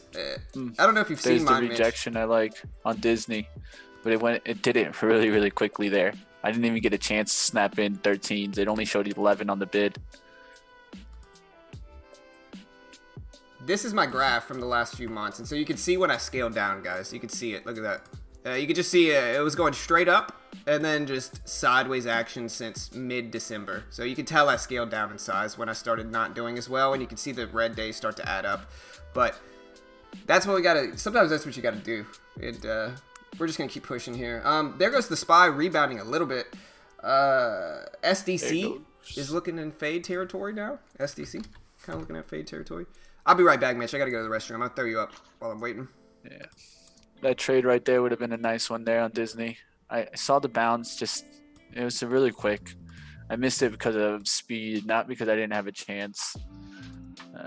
So that happens, guys. I definitely like that trade though, but just gonna let it go. Let the chart go. One thing you don't want to do is try to chase. That's the number one thing I won't do.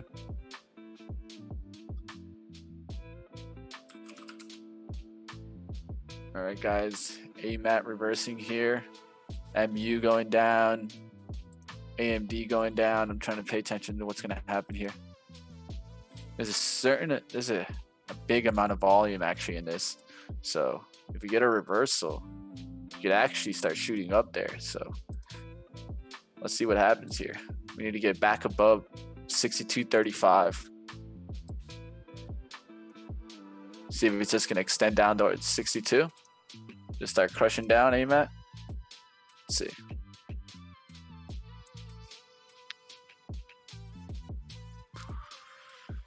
All right, let's catch up with the chat. What are you guys seeing out there? How we doing?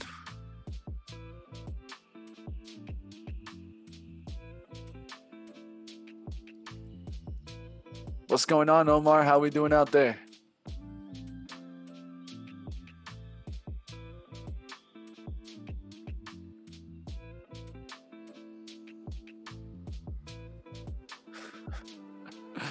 Hey, just Todd. You know how it is, man. All right, traders, how we doing out there? You guys see any trades you guys see?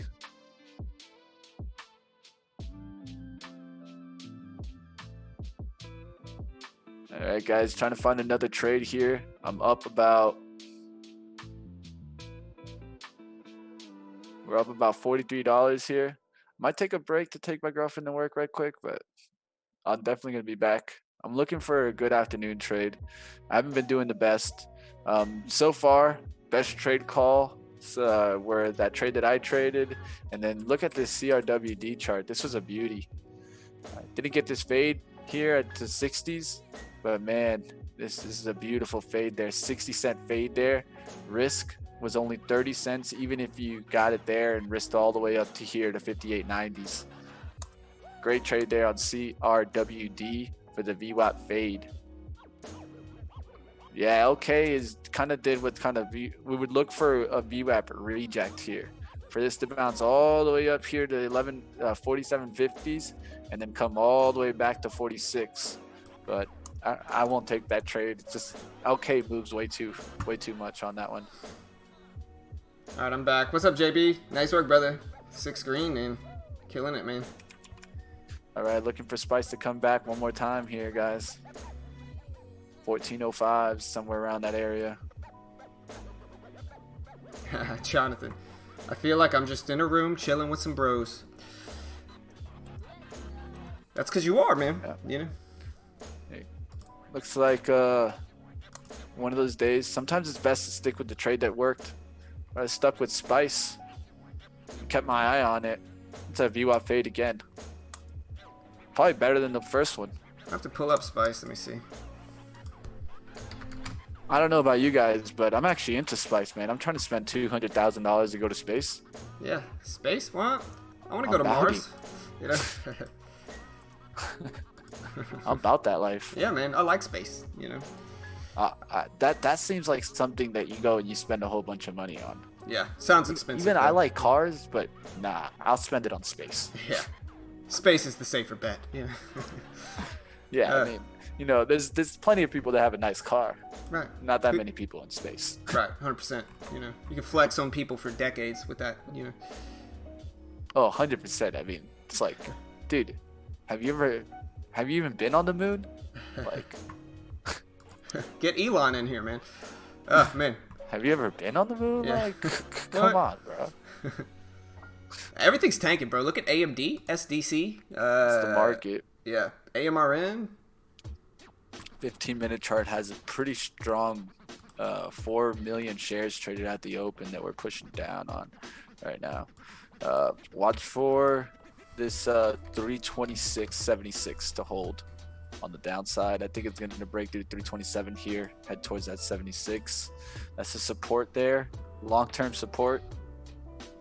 So we'll see what happens there.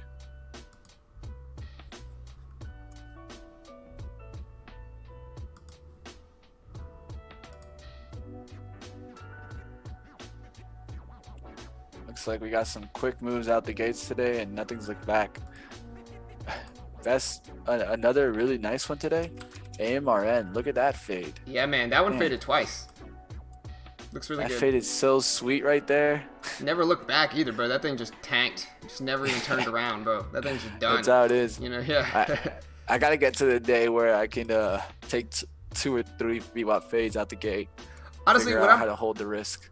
when I'm really in the zone, that's what I do, and that's what, like, you'll see me trade off stream. A lot of times I'm taking like 3 trades and I'm just kind of letting them work, and most of the time the volume helps, because it's like, even though one might not work out, the other 2 might, and that allows me to kind of be more calm in the trades. So that's kind of something I've been doing, is just taking more trades at once, and as long as I have enough windows up, I can kind of manage it. Here goes AMD pulling back, though. I think it's following the SPY, though. That's the problem. Like, if the SPY breaks here, it rips. Could be bad. We'll see. Looking All right, at TRXC, I'm up 13 chart. bucks, which is like 50% of this one. Over 50% with TRXC. I'm thinking I should probably get out of it.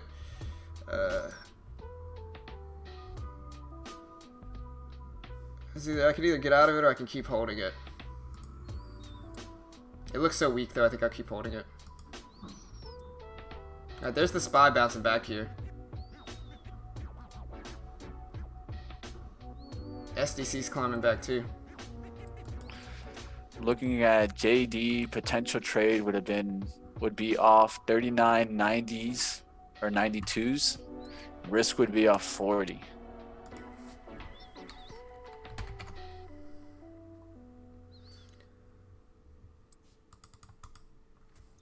Here's AMD, man. Again, I think if you look at the SPY, that's what we're getting here. CGC's possibly giving us that chance too.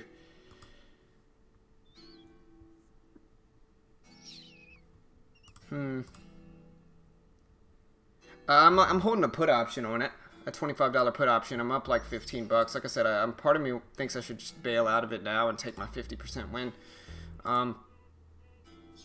Drop it a little bit in price. I mean, it's $35 now, but I'm gonna let this work. I mean, it's my first day I bought it. There should be no time decay, and it's a February 21st option. So we're getting some drops too, and it's looking much better. It's just we keep dropping here. I'm gonna bail out of this soon. But JD yeah, I mean, pushing way too fast, way too high there. there it goes. We just need TRXC to break under that $2 low, and I'll be golden in this one, man. Here's 12s. How am I not up some more now after this one? It's just tanking here. $35. I think my Robinhood's lagging a little bit is what I think it is.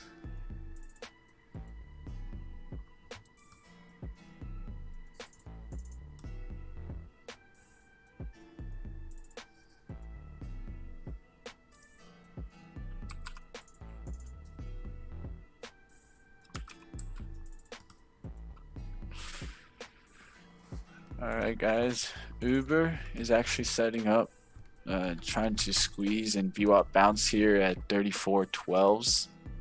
Your risk would be down towards 34.09s, but the move down would be towards 34. I'm gonna keep an eye on it here. I want to see the amount of volume that gets caught here at 34.20s, 34.18s, see if we can get a pullback towards 34.10s. Definitely have some traders in this one. Let's look at Lyft. I'm looking at CGC here. A lot of people talking about Tesla too. EMPH making a huge move back. Got to be careful with that one though. 1 million shares shorted out the gates, brought it down more than $1, close to $1.50. I think I jumped in late on Tesla, man. Yeah, I got a bad fill. That hurts. I didn't want the fill there. Luckily, I mean, I just jumped in with a few hundred shares, but I wanted to fill up there at 80 and didn't get it. It just quickly rejected there. And it looks like the profit taking's happening, man. Yeah. At least I can see 8 million shares traded today. What would that mean, guys? Such a high pop in volume after such a crazy drive. It's people easing up a little bit. It could be that the drive's not done, but there's definitely some people taking some profits in this one. Yep. I'm about to take some profits in it too.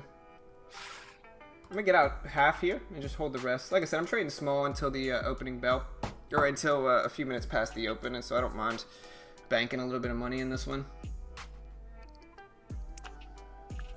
There's LK all making its way all the way back to the what we call the VWAP reject, but not going to take this trade. They haven't been working out as often, and it's kind of our lower percentage win trade, so I'm not going to take it there just because LK's past and history. But just kind of to show you the trade. I just jumped out of CGC. Quick little $20 win. I'll take it. Just kind of, like I said, I'm kind of trading break even until a little bit later in the day. I think that'll be more beneficial for my trading. So just trading small until we can get there. Tesla, yeah, Tesla's rebounding here. It looks interesting for Tesla.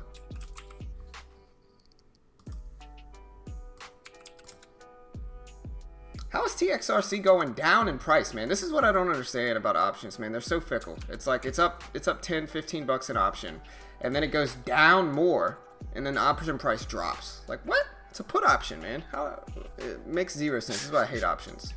That's why I hate options, man. I'm just fooling around with like 500 bucks on Robinhood, but like, man, Like John always says, this is why I tell people, options, not the game, man. Not Honestly, the game you want to play. Options are the game if you know like everything about them, right? But if you're just like me, who's kind of like retail options trader, that's just kind of having some fun with it, they're not the right move. They're so fickle. They're so fickle. My first year in investment went to options.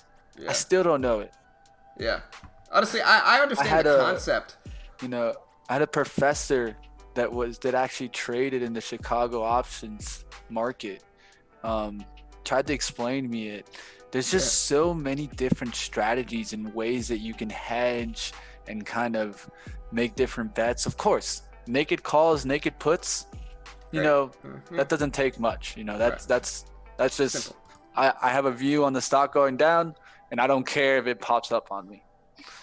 But I mean, there's really complicated options trading where you're taking the spreads, credits, selling credits. Sometimes even you can be okay with your kind of option exercising and you taking the stock. There's so many different strategies and options.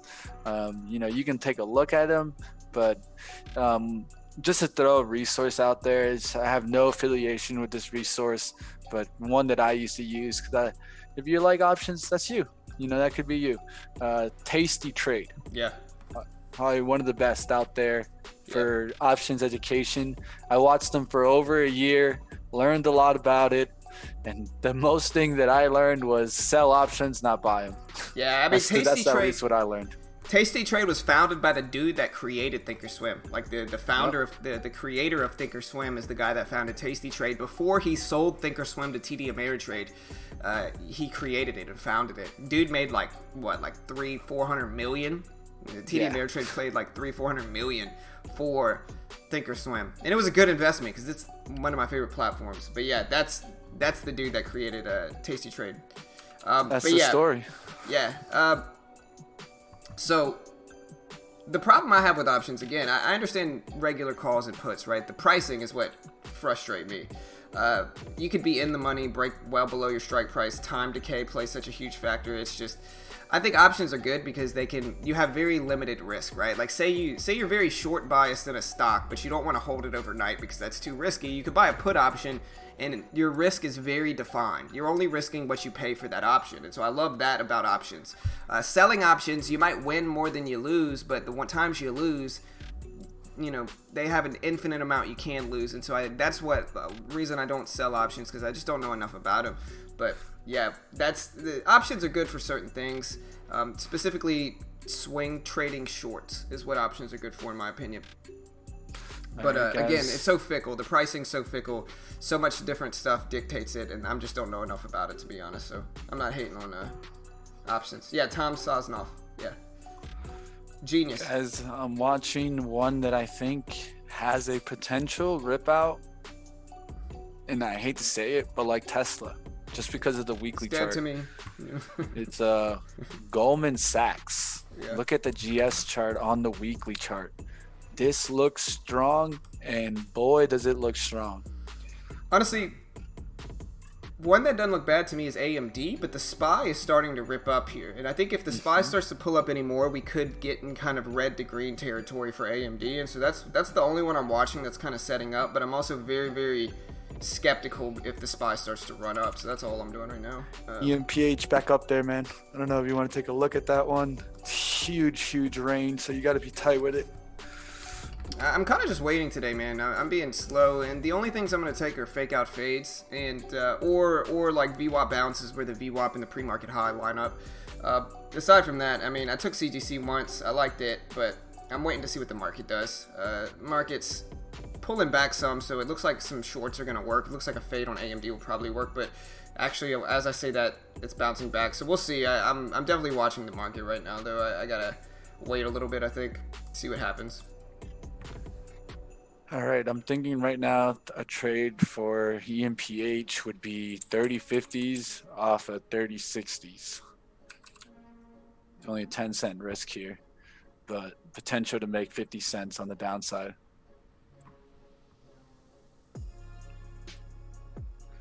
Spice moving its way back, man. I'm gonna watch that one to do the third resistance. Yeah, I actually have a book on options. I was supposed to send it to, I think, Spike in our chat, but it's called Option Pricing. Look at this. I have this book from when I run my Amazon business. It's called Option Pricing. You know, it's right here at my desk. I should probably read this book, you know. But yeah, I have this book from my Amazon business, and still haven't read it. Maybe I should, you know. Did the MPH touch your VWAP, John? Yeah, EMPH is well above the VWAP, man. It's at Where's your VWAP at? my VWAP on EMPH is 3016, so it's well above that. Whoa, Where's yours at? huge difference. Yeah. 30.50. Honestly, you've been doing a little bit better than me, so maybe your VWAP's right, bro. Honestly, at this point. You've been doing better than me the last 2 weeks. Guys, watch Spice. It's trying to push that through the 14s. I would let it kind of do what we call the VWAP reject play. I want it to go above VWAP and then come back down. But if it gets volume here, it could really get spiked up here. This one was getting really spiked up in pre-market. So be careful as you can get ripped out here. 9 million shares traded in this one already. And yesterday on the breakout through the 1350s. 1.7 traded today. So be careful with that one. What's up, Young? What's up, brother? This book is by Marlowe. I don't know why. Dude, you don't know Nightbot is Marlowe? double posting today. You don't know Marlowe, bro? Is it just one? Is that his full name? Hey guys, stock breaking out. Penny stock. I know penny stock traders out there, so I like to call them out. SOGO. I called it yesterday, breaking out. Daily chart. It's continued slowly ticking on up. I think this is one that you could probably see gap up pretty soon. It's just fun to play because it's so slow moving. The risk is very tiny and very measurable. At least the trades and they've been kind of slow. But look, VWAP bounce all the way up there to 545. Yep.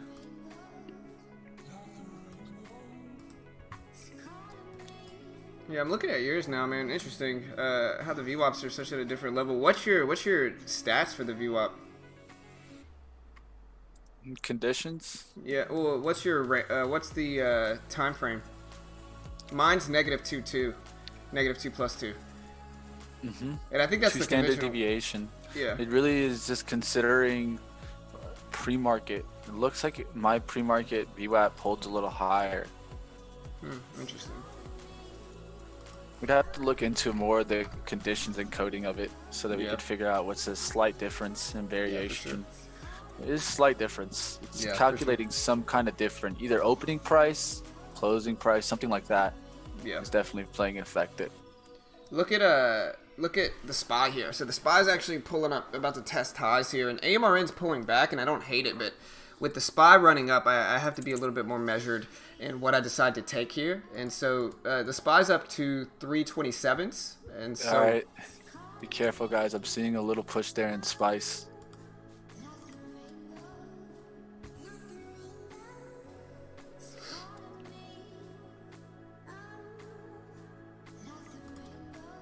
All right, traders, just to give you guys a heads up, I'll probably be leaving for a little bit and probably be back before the stream ends. It's going to take my girlfriend to work since I'm already up $40. And this is a time where I actually struggle a little bit. This is a time when John does a little bit better. scalping trades are, I would definitely say, more in John's handle right now. I haven't been doing well in my scalping trades, and for you members, you guys know this because you guys can see our member video. Our member video, I actually went over which kind of strategy is really working for me, which one's not. I talked about a couple different things there and how we can kind of take variations and keep trading and keep making that money. Yep. So definitely, guys, if you want to become members and see that member-only video, hit the join button. It's not much. I think, what is it, $5 a month? Yeah, it's $4.99 a month. You get exclusive not much content. at Great all, way to help guys. support us. Yeah, it really is a way to support the channel, guys. If you guys want to go ahead and continue growing as a family with the Beginning in Trading family, go ahead and hit the subscribe button, hit the like, guys, hit that join, and stay with us every single morning. We'll be here working hard for you guys, and you guys can be with us every single day. Yes, sir. Yeah, I'll post the link if anybody wants to check it out. Sorry, Nightbot's been a little weird today, so... but yeah, if y'all want to become a member, like I said, we're just a free resource and community. It's a great way to help do it. What's up, James? We got James. We got Jonathan in here. You see they get the cool Nightbot badges. find that nose medicine you were talking about yesterday? Yeah. Numbino. Numbino. There you go. What's going on, guys? How we doing out there? Hey, you pull it back. FBG. Yeah. FBG. Honestly, The Spice channel, my man remembers it. Honestly, Spice just reminds me of that fake bud that was like hurting people. I saw some documentaries on it. Everybody knows what I'm talking about from like 10 years ago. That stuff was running rampant. Tesla pulling back to the VWAP. Well, guys, I have some kind of interesting news here. One of the things that I saw in Tesla that was interesting is now that it's at this pricing, can you guys believe this is the second largest car maker right now? I think it's competing with VW this morning for the top, but I have to find out VW's market cap. Yeah. But yesterday it was in second place. Today it could be in first. And when you think about that overall, with the total amount of production and cars that VW does compared to Tesla, and it's like my article here talks about on Benzinga, and I think this is the best quote really. Elon Musk has perhaps engineered the greatest stock bubble in history. With millions of believers behind him, in my opinion, Tesla's investors seem to be buying in the vision of Tesla's CEO and not using rational estimates to make their investment decisions. Everybody hating on Tesla. No, I mean, what they're stating there is true. Yeah. I agree. When you buy Tesla, you buy the Elon Musk story. Right. I like and that's really what you're doing. You believe in him. And you believe that even if the stock struggles, he'll bring it back. Right, exactly. You're basically betting on the future of Tesla, and I think that's a safe bet. I think we'll see. I mean, I think there's all types of stuff that could happen with the overall sector of electric cars, but I think that if one's going to succeed, it's probably going to be Tesla, because he's breaking into two niches. He's breaking into the tuner niche because Teslas are fast, and then he's also breaking into the environmentally friendly electric car niche. And I think those two things, Teslas are becoming more and more prevalent where I live. I'm seeing a lot more Teslas. And I think that they're bound to succeed. Hopefully, at least. I'm rooting for them. I appreciate the sub, Darren. Welcome to the team, brother. Appreciate the sub. Also, shout out to... man, what did I do here? Oh, man, I screwed it up. There we go. Shout out to Yones. Man, what was that? Sorry, guys. I can barely read that. Jack Quill, appreciate the sub. Dimitri, shout out to Dimitri, Derek, Yones. Hit that subscribe button if you haven't already. We day trade live for free right here on YouTube every weekday morning, so show your support. Hit that sub button, click the bell. Thank us for what we're doing here. All right, guys, watching Spice here. It broke out there towards 14.15. It got 100,000 shares to flow through at 14.04 and 14.05s. So watch for this pullback to 14. If 14 holds and it pushes right back there to 14.12s, I'll be looking for the volume to continue it through 14.15s and maybe up there towards 40.36s today. Could be one of those reversal trades where we got to trade on it perfectly short out the gates, and now the investors have found a good pricing, gotten in a good spot here underneath us, and I'm going to start pushing up this stock. I'll pay attention to it, see if it pulls back here, see what the volume is. Honestly, the market just pulled back pretty solid here. It broke well below the VWAP. It's down to 327.30s for the overall market. And it's kind of back into that range, though. And that's the biggest issue, is that the market's kind of back into the range. We'll see what happens. But with the SPY moving in this range, it's hard to kind of, I think scalping's going to be more beneficial. But yeah, look at the SPY. It's still in this range.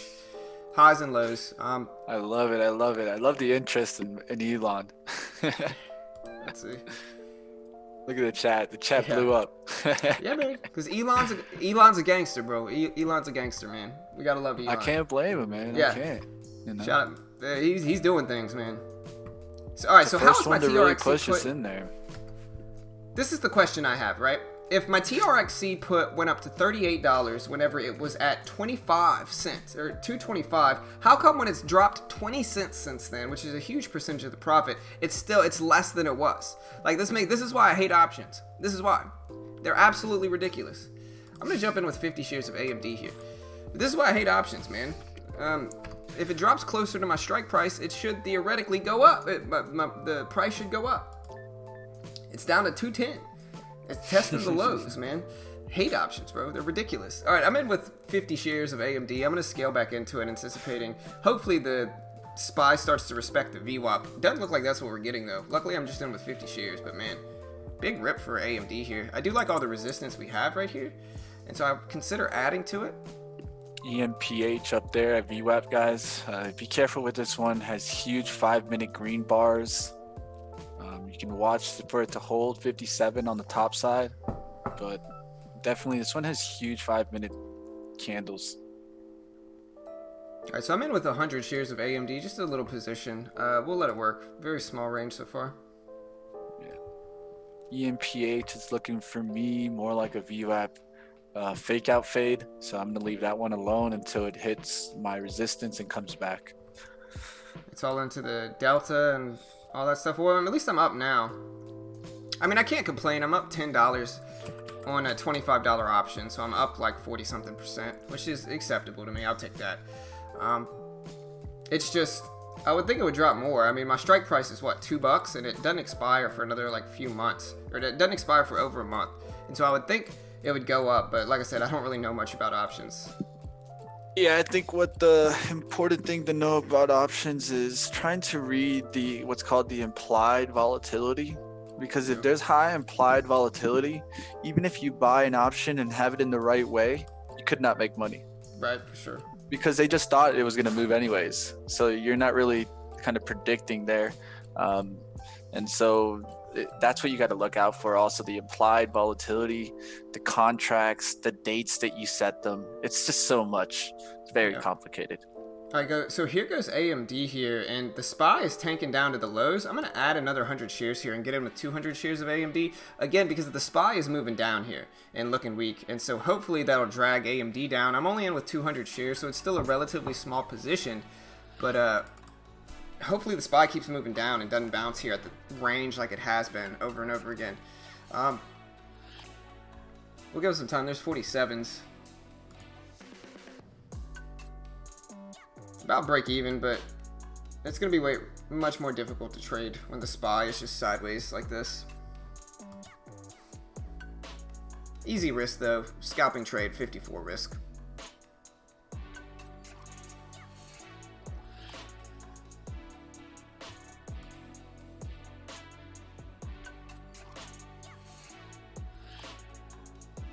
There goes the SPY. This should drag it down.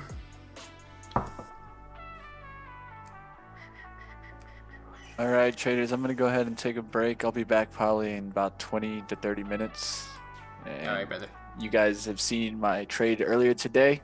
Before I go, guys, I want to take a second, go ahead and let you guys know if you guys want to trade with the same platform that John and I use.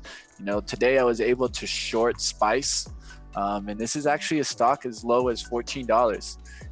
With $14, I could have got all the way up to 1,000, 2,000 shares. With the buying power that I have, I use a funded account through TradeNet. I get all the way up to 14,000 in buying power. That's more than enough to trade a lot of the time, short, long. Even today, like a stock like BYND, a lot of traders are watching this. trying to short, and instead they're borrowing shares and costing themselves hundreds of dollars just to even maybe take an opportunity on BYND. Any stock that's tradable on TradeNet will allow you to short, and you could take shorts on stocks even as high as BYND with this account. So definitely, guys, if you want to take a look, they give you a demo, they give you a course, and one of the great things I really like is the low commissions. On the commissions today, I'm only going to be spending $3 round trip. And so if I get $3 on $43 of the commission, we're talking very, very low commissions there. This really gives me an advantage and lets me keep battling every single day. And that's why I continue to use kind of these low commission size, low share size, and able to battle even with the commission rate where it is. So definitely, guys, if you want to check it out, check out the description.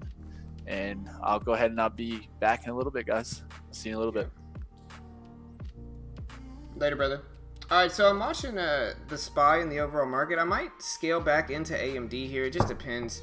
I'm watching it, and I ended up getting out because my risk. But when it put in this high up here at 59, I can risk off of that level now. It's 4 cents. It's just about whether I want to do it. I'm watching the SPY. I think the SPY is going to dictate what happens here. But I can scalp this one and kind of have some fun with it.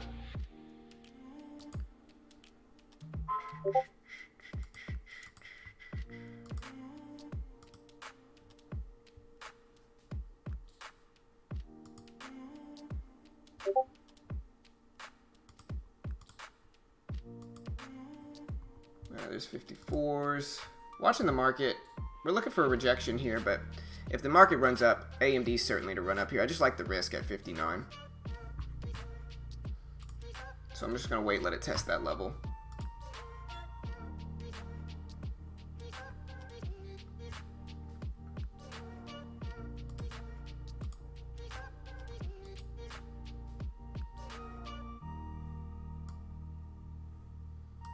I mean, why is my Robinhood? Is anybody else using Robinhood and it's like super slow? Because like that's what I'm getting right here. It's just so slow, man. It's so slow to use Robinhood. Everything's moving like ridiculously, unnecessarily slow. Anytime I do anything on Robinhood, it lags like hell. You know? Anybody else getting that? My options are actually doing okay. Trill's back up in price. TRXC's up 48%. Got a few other ones I'm holding here, but not looking that bad. All right, I'm going to short into this one now with the market, anticipating the market holding here. But I'm only in with 200 shares, so we're keeping it pretty small. It's right around the time where I start to take some swings, and so yeah, I'm risking off of 59. I think that level's confirmed a few times, and I can hold a few hundred shares. And just try to let this one work for a small win. Again, I don't usually start to really take some swings until later on, and so we're trading small up until that point. I think that's the biggest thing I need to adjust in my trading game is just taking less risks within that first hour or two.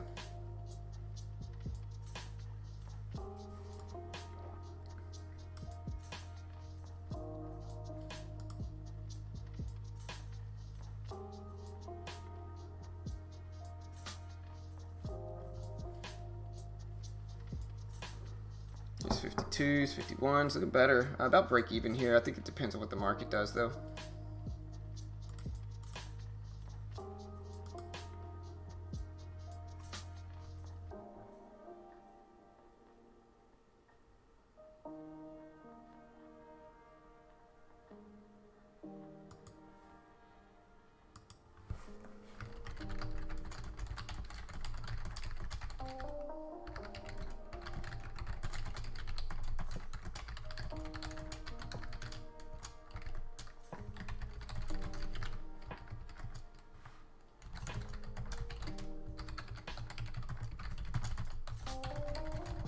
Alright, here's a move back. I gotta be ready to get out here. My risk is only 2 more cents, so getting close. That 59 level's my risk, which we're testing now. Hopefully we get a rejection here, but if not, I mean, it's a 15-buck loss. Insignificant for the most part. Let me look at the market.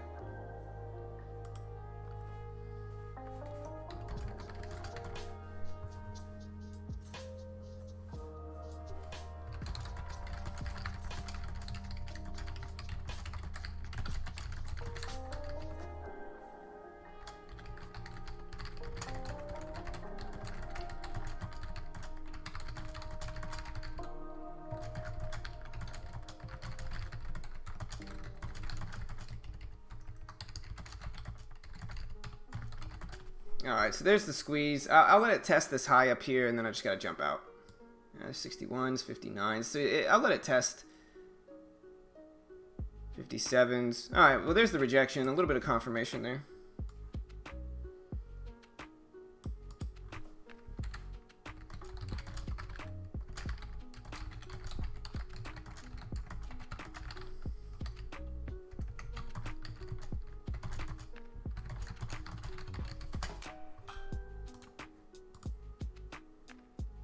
Yeah, there's 58s, 57.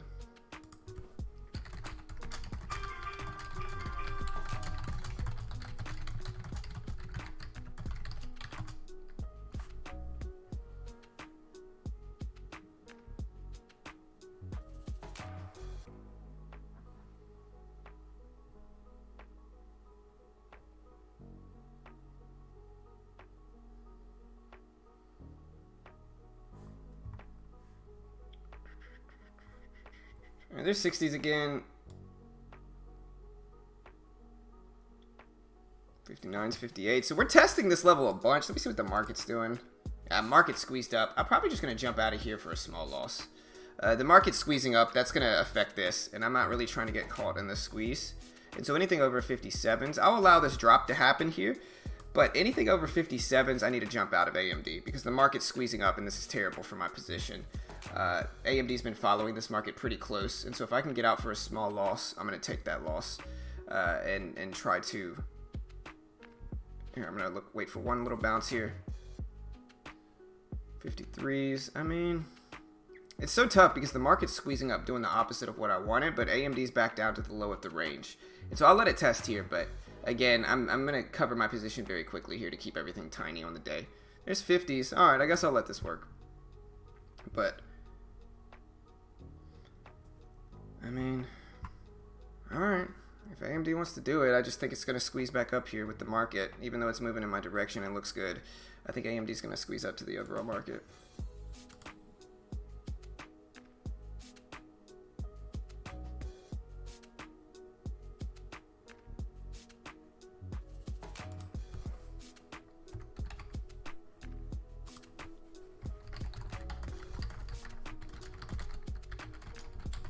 Alright, with this squeeze up, I'm probably just going to jump out of here. Yeah, I'm out. So I just took the minimized loss. I do not like this movement, and if it breaks down, that's okay. I think it's a safe bet.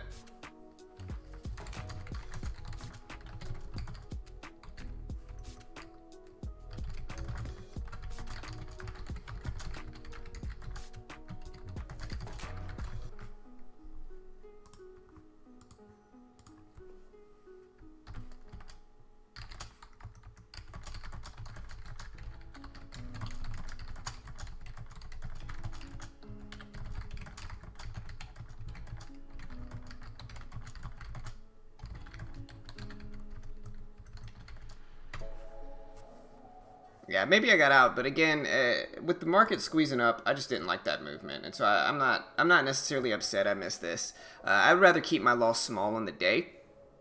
As you can see, the market's pulling up breaking highs here, and I just don't like that, honestly. That's going to drag a lot of this stuff up, and so that's the biggest issue here, is that the market is just kind of squeezing up. Yeah, I was shorting it, young. Again, the market's running up, and AMD has been following the market almost all day, and so with that, I don't really want to... I'm not super worried about it enough. I'd rather keep my loss smaller on the day. Okay.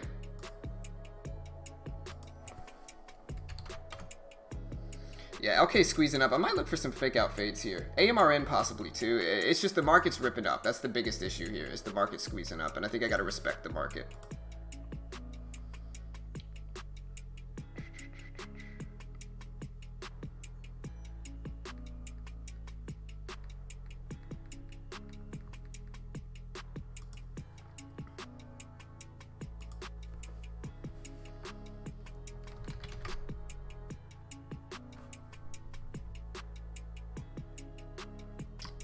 Still looking at ACOR, LK, a few other ones. Oh my gosh, man. Why does Nightbot keep double posting?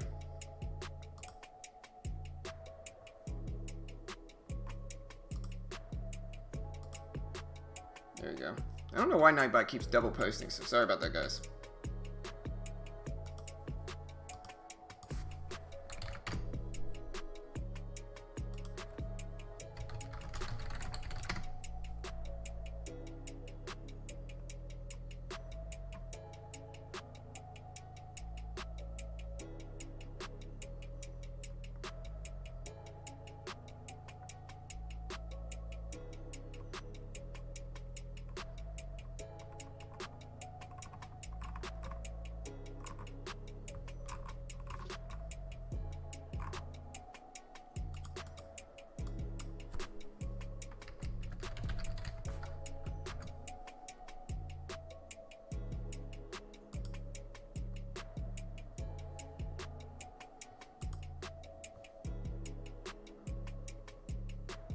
Nightbot's a bot, man. It just automatically posts stuff that I wanted to post, but man, it just double posts. Some days it gets into this thing. So we're good. I'll allow Nightbot to be there.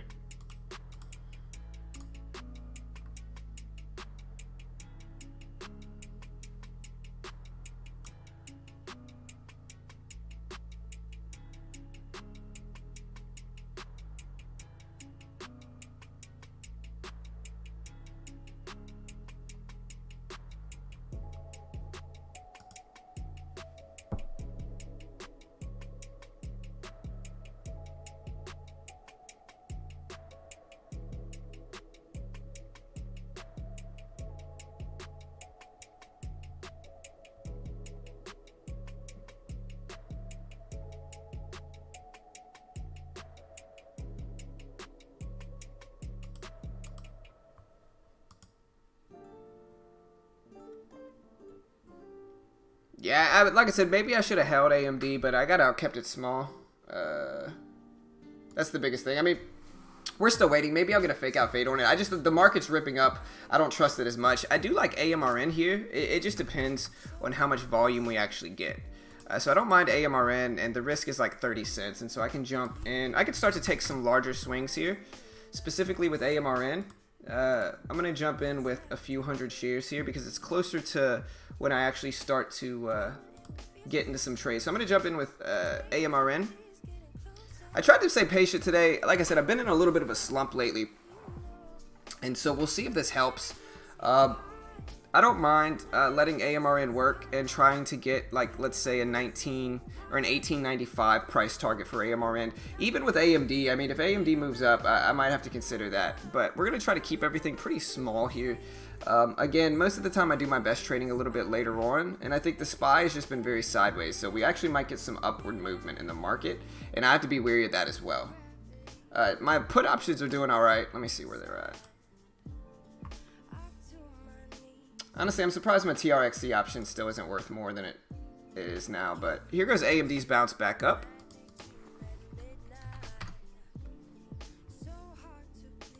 And I just like all the resistance here for AMD. We just got to watch it. I might actually bring two windows up and trade AMD small here. There goes AMRN ripping. I think I just have to respect that previous high of the day.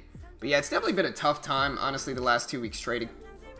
Again, if we look at my graph here, this is my trader view graph. You can see when I started to do really well, and then I scaled down because I just started to lose a little bit more often. And since mid-December, I've been in a little bit of a slump the last month.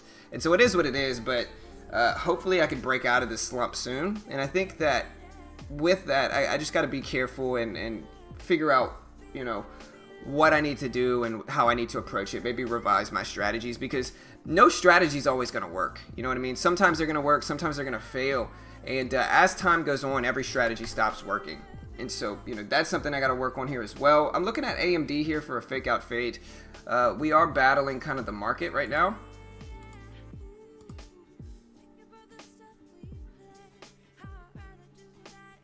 And I do like the resistance on AMD, so I guess I'll take 200 shares here and try to take some swings starting now. Anticipating a move back below here for AMD, risking off of that previous high of the day up there at 48.60 isn't bad, I don't think. Let me look here. Not bad. AMRN kind of does. It's a biotech stock, so kind of follows the market. Not incredibly obvious, but most stocks are influenced by the market, so kind of, I guess, is my answer.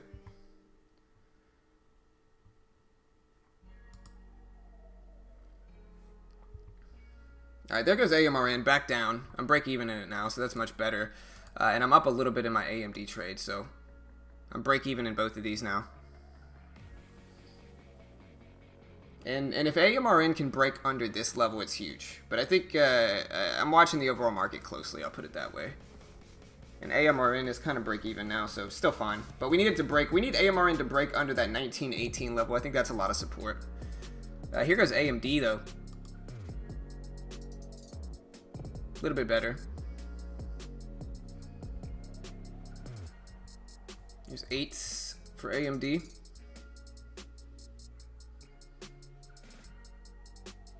Yeah, and this is what we call a fake out fade on AMD. Like, this is what this strategy is called. We're going to let it work a little bit, see if we can break under this 40 level, though.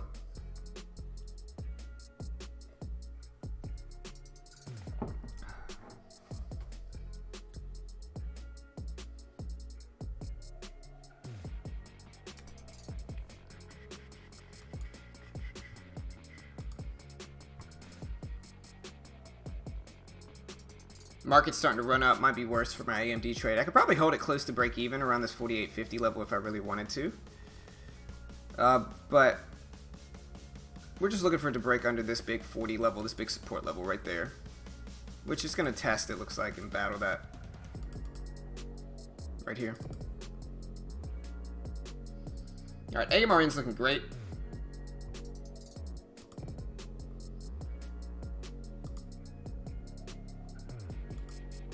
$12 in both of them. AMRN's doing better though right now. Let's see what I want to take off with AMRN. It's not a 14. It's looking good. I'll take 125 shares off. I don't know. I'm leaving AMRN actually. I like this one. I'm gonna let it work.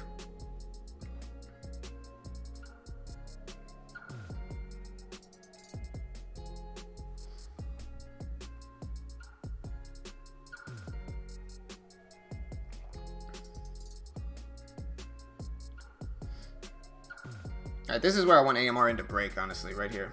Alright, I'm going to take half off, a little bit less than half, actually, for AMRN. Still holding 175 shares. And with AMD, we're about break even. Up $6 in it, which is fine, but we still got some time to let AMD work here. Maybe I can hold the break even if I want to. Market is moving up, so let me see.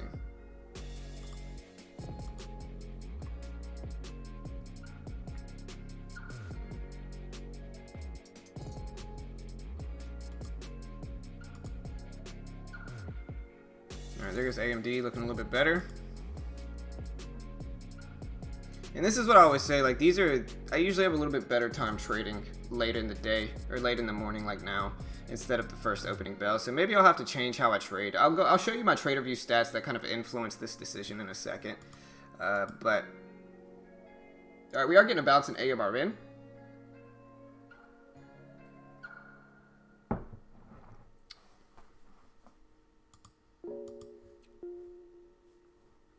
AMD bouncing back up.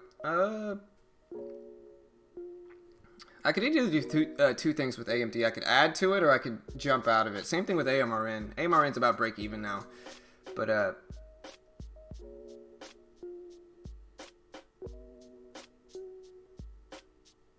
if I added to AMD, I would have to hold off of that risk, which I don't know if I want to do. Here goes AMD though.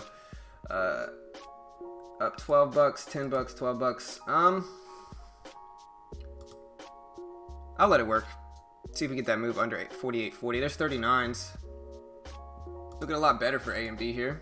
16s. This is the breakdown I want in AMD. If we get a breakdown really under this level, it needs to hold though. We don't want to see it just immediately bounce back. We want to see it hold under this 40 level, which is a huge, huge support level. So we'll give it some time. But there's the bounce back we didn't want to see. It is what it is. I could have taken profits, but it would have been like, you know what?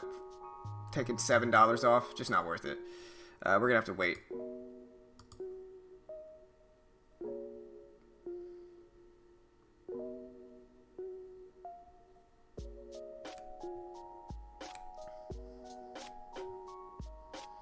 Now I can do two things here. I can add to AMRN, or I can cover my position and get out break even. I think I'm gonna add to it with AMRN. I'm gonna jump back in twice the share size here. 350.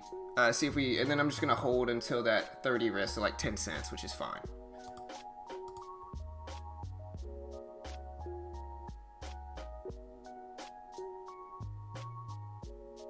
We just need AMD to break under this 40 level, which again is a huge support level. There's 37s.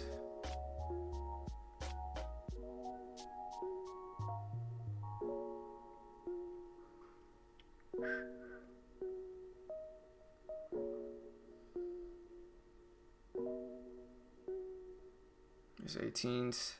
Come on, AMD, break down. There's 37s. We get one more, I'll take half off of AMD. We get down to 36, I'll take half off.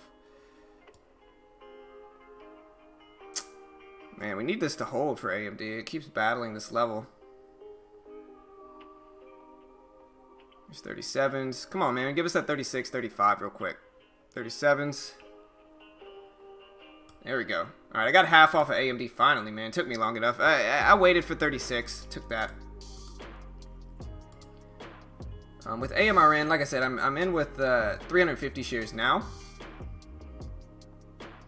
It's looking good. I could start taking some more off as it drops.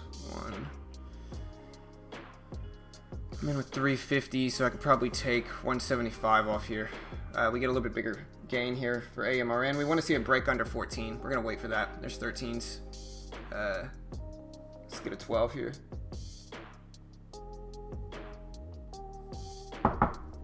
Maybe I'll take 150 off instead of 175.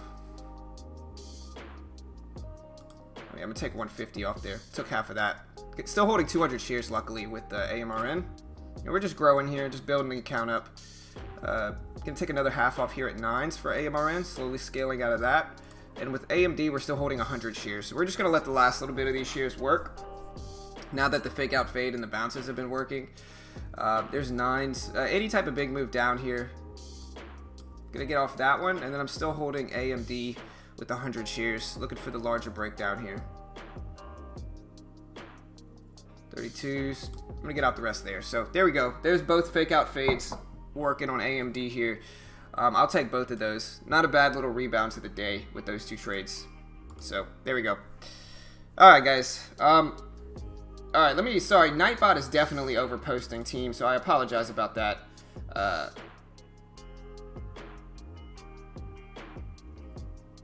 What's up, Dragus?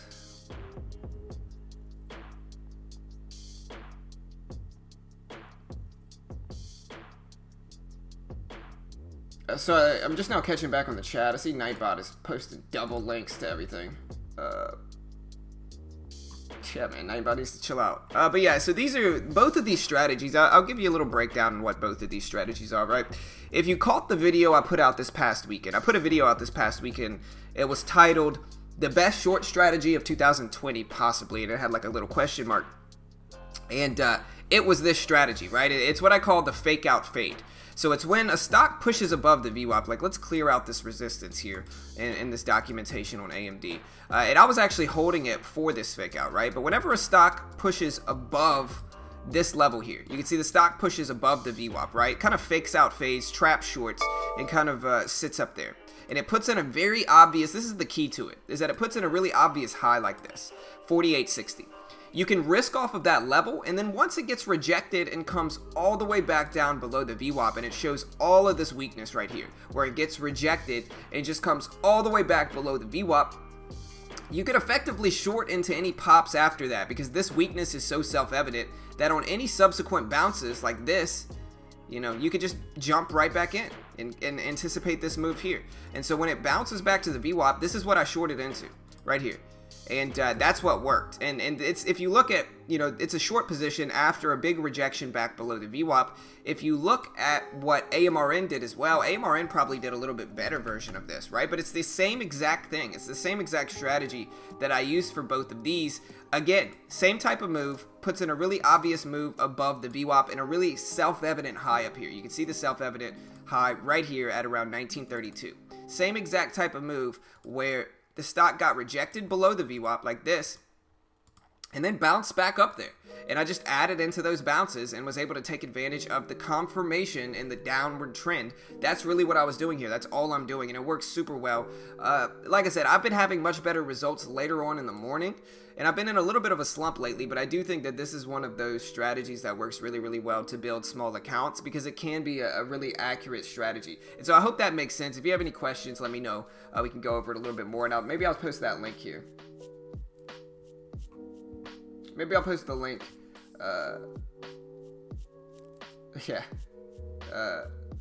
Maybe I'll post the link and you can check advantage of the video. Same thing, honestly, Tesla's kind of doing it right now too. biggest regret from these two trades is that I didn't hold AMR in a little bit longer after it broke down really nicely here. But same exact strategy that I've been talking about. SPY got a huge rejection too, which I think is great for my style of trading. And yeah, we'll see what happens. Alright, so I'm also still making some money in TRXC. I'm probably about to sell my TRXC put play. Up 13 bucks, which is over 50%, up 52% with TRXC. And not hating that right now. Still looking good, still looking weak. I guess what I might do for TRXC is actually just wait here. You know, $13 gain versus what I paid for the option is fine. But I think it can really break down below. If it breaks that support at 2, I think it can really break down. Of course, with my TRXC option, the big thing I am risking here is I'm risking the stock spiking up some. And I do have to be a little worried about that with TRXC, but I don't hate it. I'll say that, I don't hate it. And we're just going to wait and see what we can find today.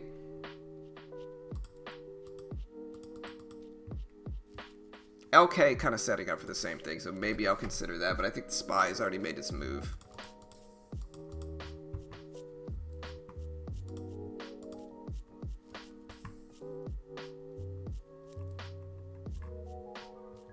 Damn, man, Nightbot just keeps on double posting. Here, I know what it is. I think I'm logged in on my laptop, and I think because of that, it feels the need to double post, so I'll be right back.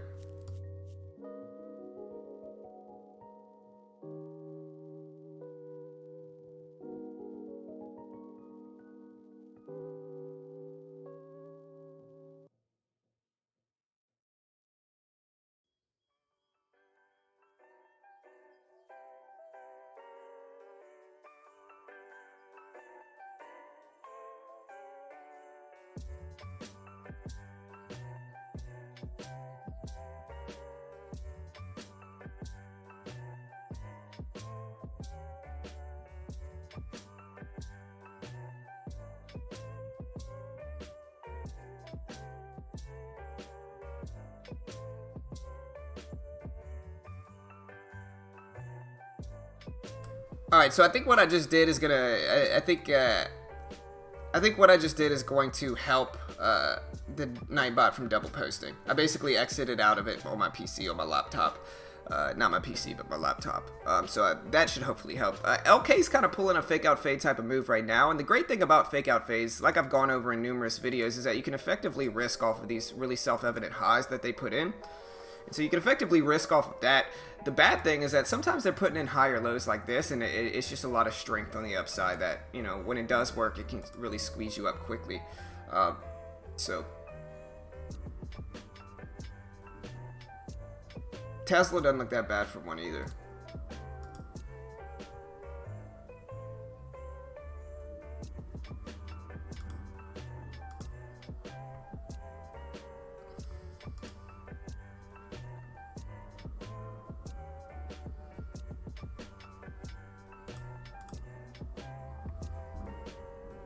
I see you, Todd. Hey, appreciate you being here, man. Hope you're doing well, brother. It's still double posted, Nightbot. Thanks, man.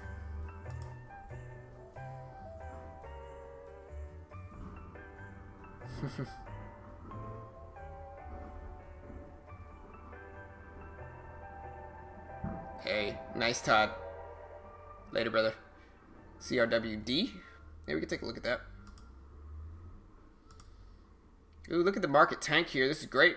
Maybe I should have held on to a few shares. I think that was one of my biggest mistakes, like I said, for some of those fake out fades. Yeah, CRWD, the market's just tanking here, though, and I think that's going to affect LK, too, here.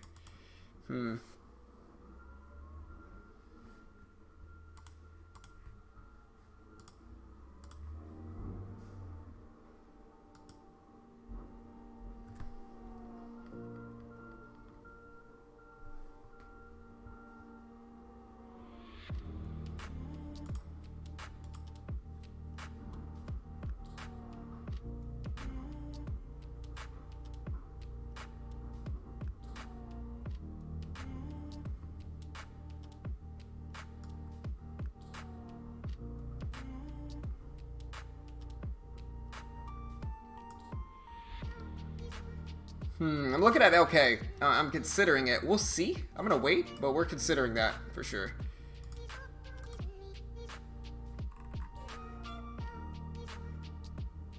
Yeah. XBIT breaking down for you. I think I'm holding a put option at XBIT. Yeah. Or no, I'm not holding a put option of XBT. I'm holding one of something else. Let me see what I'm holding. I'm holding one of RTIX, but it was like a $5 put option that I couldn't help myself on. What's the price? Let me see. Yeah, it's a $250 put option for RTIX. It was $5. I couldn't help myself. It expires late February, so I got a little bit of time to see if RTIX just fails. Which is plausible. I mean, with these cheap, terrible companies, you never know. I don't mind that bet. SPY's bouncing back here, but yeah, look at the market.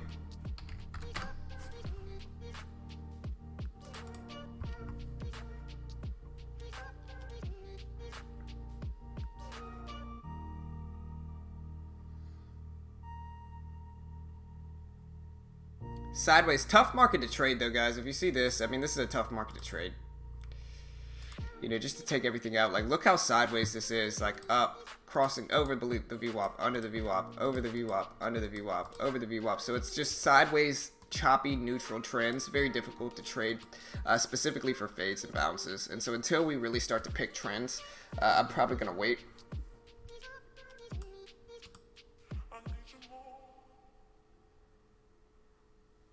Can you maybe quickly go through what each scanner on the left is used for? So the new daily high scanner will tell me when stocks are breaking highs.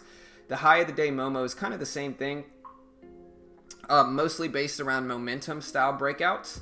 Massive volume and low float is just when a lot of volume comes into like a very easily moved stock, like a low float stock. VWAP fade is when stocks cross below the VWAP, like you can see SDC is setting up for that now. So when stocks cross underneath the VWAP, SDC sets up and looks really interesting. So that's one to consider here as well.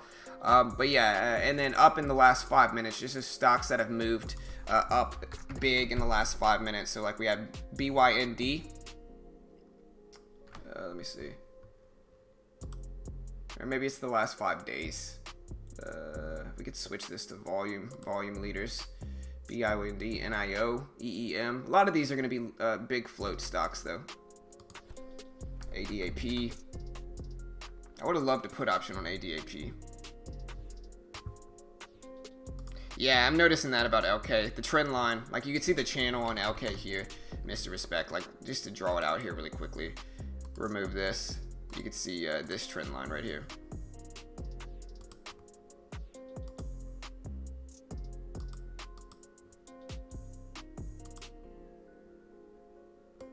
You can see that very obvious little channel there for LK.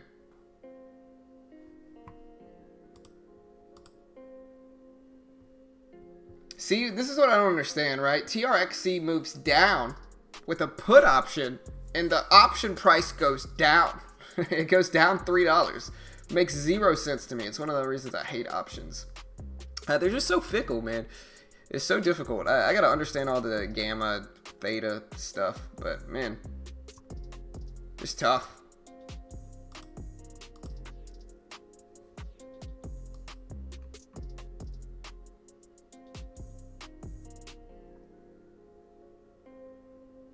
I think it's -2 + 2 for VWAP Julian. I think it's -2 + 2.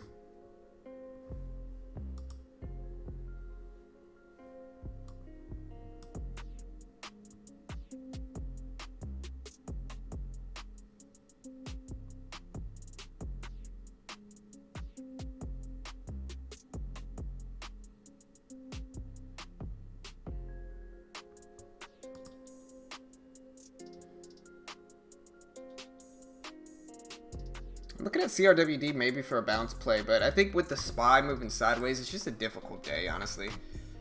If we see the SPY moving sideways here, it's very difficult to trade any type of significant moves when the market is this sideways. Just completely sideways market today. And again, I think the trade deal signing tomorrow is going to massively affect the market tomorrow, and I think that'll be a fun day to trade again, specifically tomorrow with the trade deal getting signed, hopefully. And so we'll watch that and see, but all right, Michael, have a good day, brother. Later, man.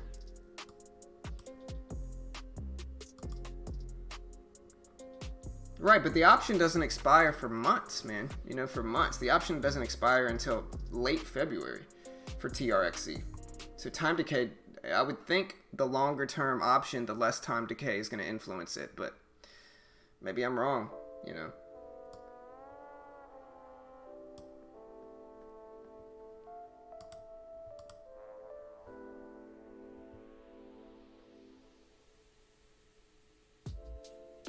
Yeah, appreciate it on the way. Thanks, brother.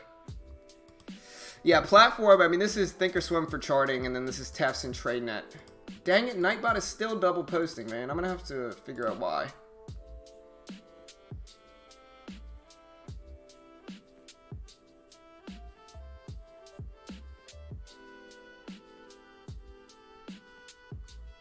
But yeah, if anybody wants to use the same platform as me, I'll post this link here. There's a lot of benefits to using them. Nah, I don't like short-term options. Their base package gives you 14K to trade with. There's no PDT rules, so you can day trade in short. Technically, it's an educational package, and basically the way it works is for $3.99, you get a day trading course, a demo account, chat room access, and then you get to basically become a contractor for them once you're approved. And once you become a contractor, you get to trade their account, and that's how you get around the PDT rule. And those accounts include 14,000 in buying power. Again, there's no PDT rule, and you can actually short stocks. And for a new trader looking to actually day trade and short, what's the other options? You can go to another discount platform, but a lot of those you're paying over $100 a month just for their platform. And so in 3 months, you're essentially going to pay for the equivalent of an intro package just for other platforms, just for other brokers' platforms. And so it's like, this is the cheapest way, in my opinion, for new traders to get their feet wet. And again, it includes a day trading course, a demo account, access to their chat room. And I think it's just a cheap way for new traders to get started. I think most new traders are going to lose their first account regardless of where they go. And this is a way to mitigate some of that risk and just spend less on it. Instead of depositing thousands into like a conventional platform, you can go the TradeNet route. And again, it's just much, much cheaper. And I think it just makes more sense for a new trader to get started. And so if you want to check it out, again, there's the link. I'll post it one more time. Thanks, Nightbot, for double posting everything. I'm going to have to turn Nightbot off for a second if he doesn't stop double posting stuff.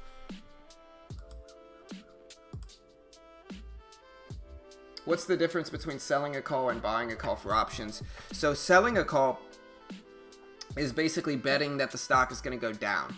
Buying a call is basically betting the stock is going to go up. When you buy a call option, your risk is limited to what you're paying for the option. When you sell a call, your risk is virtually unlimited. So like if you're selling a call and the stock just continues to rise, you're going to eat more and more losses because you're basically selling somebody the option to buy a stock. Somebody else is betting that the stock is going to go up by buying your call option. And so if the stock just goes up and up and up, again, your risk is virtually unlimited and it's very risky. Where like if you buy a call option, your risk is limited to what you actually pay for the option. And the same thing with puts. You could buy a put option betting the stock's going to go down, or you could sell a put option basically betting that the stock is not going to go down. But again, when you sell options, your risk is virtually unlimited, especially with call options. If you sell a call option, the stock can go up an infinite amount. If you sell a put option, the stock can only drop a certain amount, but it's still kind of virtually unlimited in losses. And that's why I don't sell options. I just buy them,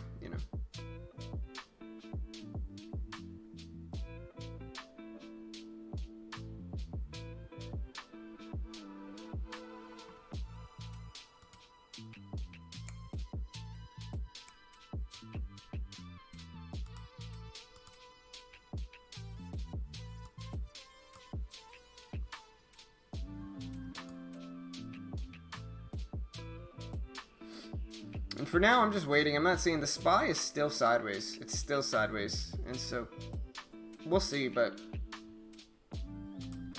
not really loving anything right now. AMRN for the fake out fade honestly doesn't look terrible again, but I don't know if I want to kind of continue to attack the same strategy over and over again on the same stock, which I probably could, I guess. I jump in short there. Looks good, but a little bit too late for it, I think.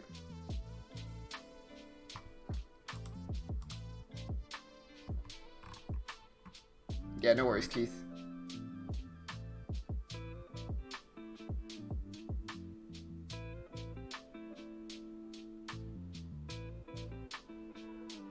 No, it's not the same thing at all, but it's the same directional bias. You know what I mean? It's not the same thing, because when you're selling an option, again, your risk is virtually unlimited because the stock can go up against you or down against you. And so you have to be very careful, specifically with pricing and, you know, strike prices and stuff like that. But again, buying a call option and selling a put option is both betting. They're both betting that the stock is going to go up, right? And selling a call option and buying a put option are both betting that the stock is going to go down, but they're very, very different things. Okay, like I said, when you buy an option, any type of option, you could buy a call option or a put option. Call is just basically when you buy a call option, you're betting the stock's going to go up, and buying a put option is basically betting the stock's going to go down, right, within the time frame and the expiry date of the option.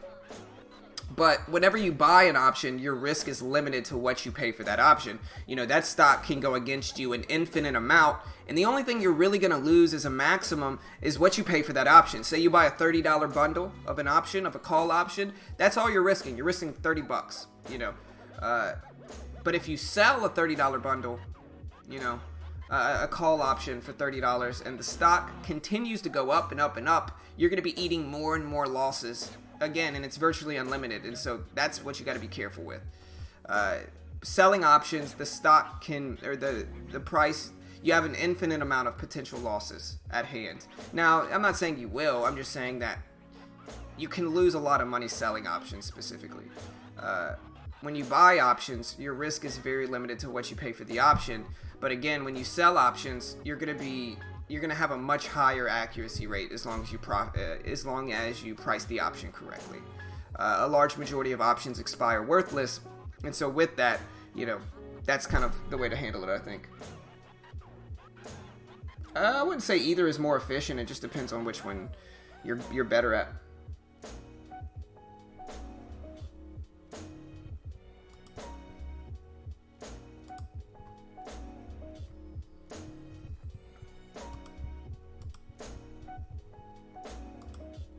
Alright, like here's an example, right? I bought this put option on TRXC. I bought a $2 put option, basically betting that TRXC is going to be under $2 by February 21st. So I have over a month. I have like a month and 13 days? I have a month and 13 days basically betting that TRXC is going to go under $2. It's at $2.08 now. So I got a lot of time. It's looking weak. And I'm up, you know, 40% of what I paid for the option. You can see I'm up 40%, which is $10. I paid $25 for the option, and I'm up 10. So I'm up 40% of my investment already within the first day of me holding this option.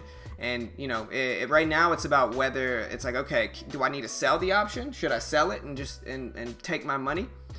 Keep my, you know, 40%, which is $10, or should I wait? Because if it continues to drop below $2, I'm going to start banking more and more money with it, and it's going to be worth more and more, and I'll be able to sell it and make money.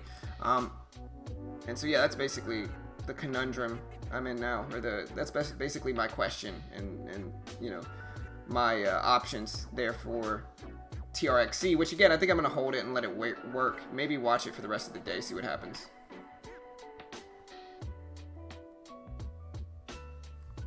GME, GameStop, I dislike GameStop, man. I think GameStop, terrible company, bound to fail, honestly. Yeah, it does look like a fade there.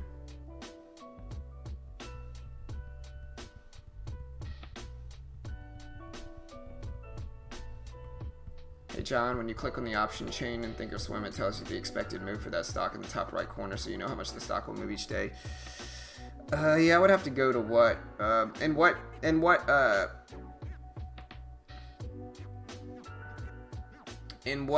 section of Thinkorswim? There's monitor, trade, analyze, scan, market watch, tools, education, help.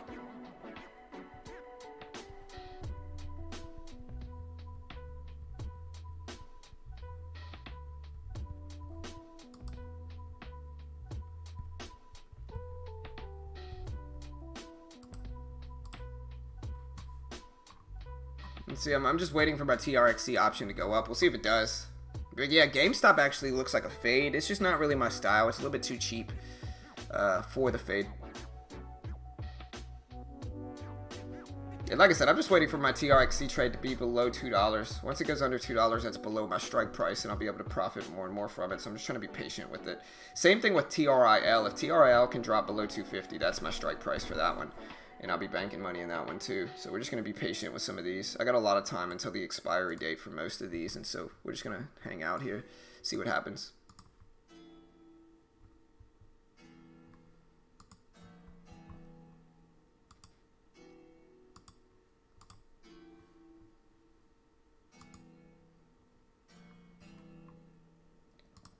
Dang it, Nightbot. Yeah, and also, guys, if you want to become a channel member, you know, YouTube recently unlocked channel memberships for us. It basically allows us to, allows viewers to support us. You know, we put out a lot of free content. That's what we're really here for. We're just a free resource and community. You know, we're not experts here. We are not gurus. We just let people kind of watch us trade for free to see what it's actually like. And so, you know, it's cool that we have all the support that we do. And it's a great way to help support us is you become a channel member. Usually they wait until you have over 30,000 subscribers, but they did unlock it early for us. They unlocked it at 16K. And so YouTube must see something they like with our channel, and they unlocked it early. And so if you want to help support our free content here, again, you can click the join button that's next to the subscribe button. You can see Jonathan set it up here and has it. And you can also use the coveted John, Mitch, and Carol emojis in the chat. And so, yeah, if you want to become a member, click that join button, team. Click it, you know. Sorry, guys. I got to watch Nightbot today, man. Dude's double posting everything. Also, if you want to use the same scanners as us, I'll post this link. Best scanners in trading, in my opinion. You can use the promo code BT15 and get 15% off. So make sure to do that. We actually had a lot of pretty good subs today. So shout out to Giovanni, Jose, Derek, Dimitri, all the new subs today. Appreciate the love. Hit that subscribe button if you haven't already. Click the bell. We go live every weekday morning for free right here on YouTube. So click the bell if you haven't. Let's do this.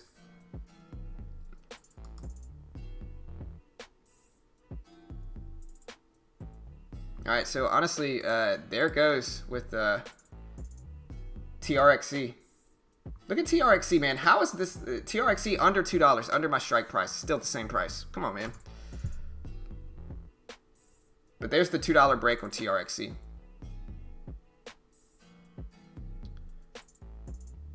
You would think that it's going to be worth more now that it did break that, right? We'll see. I'm going to start looking at my phone because my computer obviously is just screwing up. I'll be right back, guys.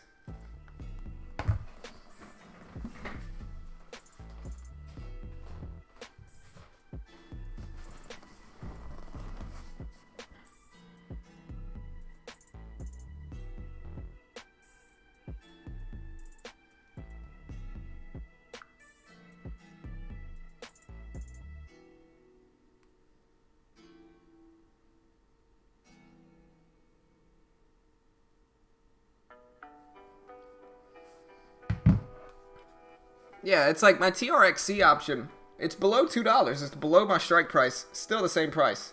That's why I don't like options though. The pricing is very fickle.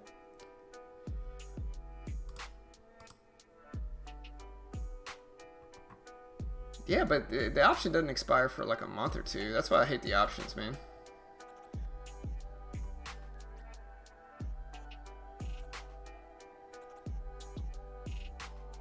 Click 3-day. 3-day where?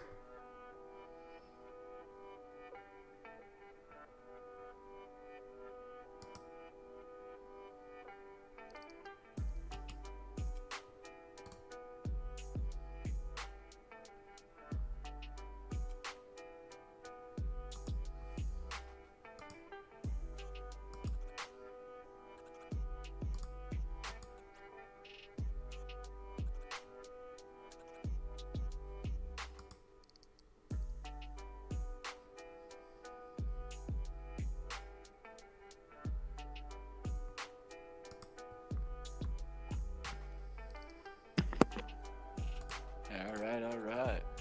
What's going on, guys? What's up, man? We got Mitch back here, team. I'm back like a track. Yeah, I'm trying to check that out. You wish where though? Check 3-day where, man? Like, what are you talking about? What, the implied volatility? Yeah. She usually says it by the contract. Well, no, he's saying on Thinkorswim. Yeah, I figured out how to do it. I've done it on Thinkorswim before, but I don't use it too often. Yeah, we got a market still sideways, but we got a few good stuff. I was able to rebound. Okay, breaking out there. Yep. Okay, breaking out. Uber. This was a nice breakout. Before I left, guys, I talked about how Uber was setting up for a nice potential squeeze there. Nice breakout. And man, Uber broke out nice. I'll have to check Uber out. It's been a while since I looked at Uber or Lyft, man, just because, you know. I mean, hey, there was someone that bought it up earlier today on the chat room. I'm sure they probably got a good, decent breakout there. Yep. It's pretty nice. Solid. And then a VWAP bounce there too. Trade tab. All right, so trade. No, it's not that. Let me see. Oh, you're talking about that tab. That EMPH fade. That was a beauty. Trade tab. Hard to borrow. Yeah, I mean, under trade, there's a lot of different stuff here. Options, time and sales. No. Option stats. Maybe. Nah. Yeah. But yeah, my TRXC trade is not looking bad. It's right at my strike price now at $2. We'll give it a little bit more time. Just gonna look for the pricing to go up in it. It's still kind of hanging out here. It's still up 40% on the option though. But I think I'm gonna let this one work. See how far down under it can break. I mean, I just tried that. I didn't see. I clicked the trade tab.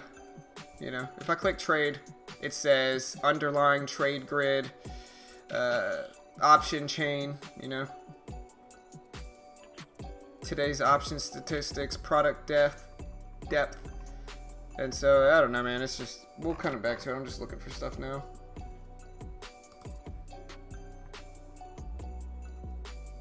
GameStop doesn't look like a bad fade. IRBT breaking out there. We'll look for a pullback to VWAP in this chart for a VWAP bounce play. If it does it, it'll have a great risk to reward. We'll see what happens.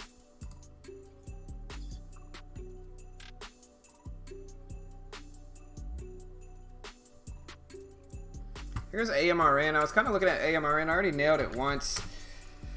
I'm green on the day, but the market's still moving sideways, and so I'm just gonna kind of wait here and see what happens. Look for some better setups, I think. AMD doesn't look bad. Dead to you. AMRN? Nah, man, AMRN's never been dead. Tesla. You know it. Yeah. Don't look at the chart. It's too much above the VWAP. It's above the VWAP now. It looks too much like it's putting in higher lows. That's the only reason I don't like it. But it's not really my style. I would like it under 5. I would like it to touch 536 and then bounce back. But even with that, it would put in higher highs. I actually kind of like AMRN a little bit better because it's at least below my VWAP now. Yeah, if I could short Tesla, I like it here, up here, 53, 539.05 or 539s.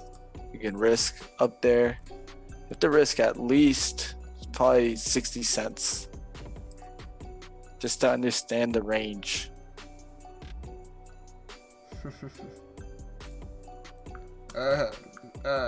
Stock said now we can ask you the real question. Who are you trading with? Who was that? You the other day that did that, man? Just kidding. No, but somebody was like, "Who are you trading with?" And they kept asking me over and over again. I was like, "I'm trading with Mitch." I don't think it was you. It might have been somebody else.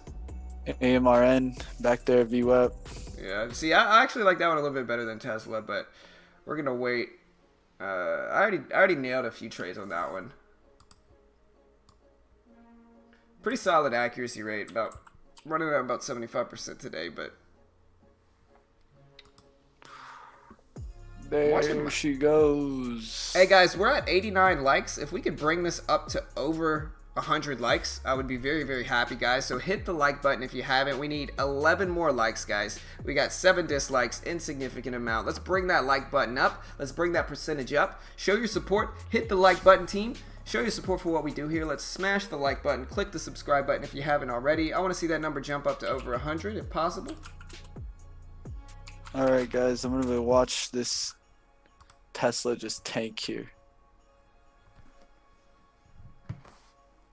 Let's see if Tesla just drops. The bottom just falls on it. There's 90. We need 10 more, guys. Still waiting for my TRXC trade to pop up over. Or to pop below. 93. We need 7 more. Let's keep growing. Let's keep doing it. Yeah, that's kind of me too.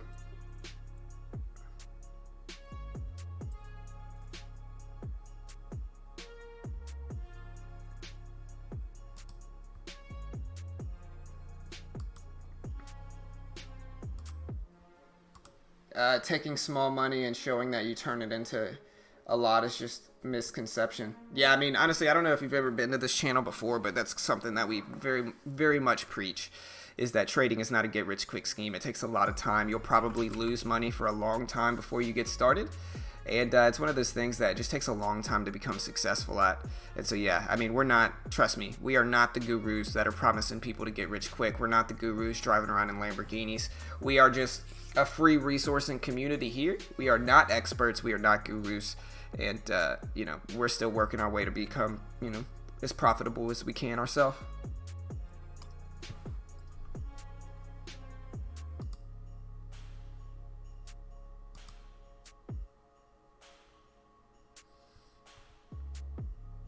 And I'm watching TRXC. Like I said, I'm holding a option, a $2 strike price option, and I'm really liking it. Obviously, it's below $2. We just need it. We need it to honestly start holding resistance at 2 because it's underneath it. But you know, $2 is a huge whole dollar support, and so we just need it to be, you know, break out below that. There goes the market popping up, breaking highs up to, just broke the high of the day actually, up to over 327.75 for the high of the day break.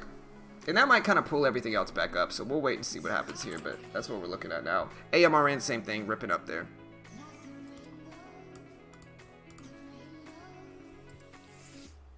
Okay. Yeah, no stress.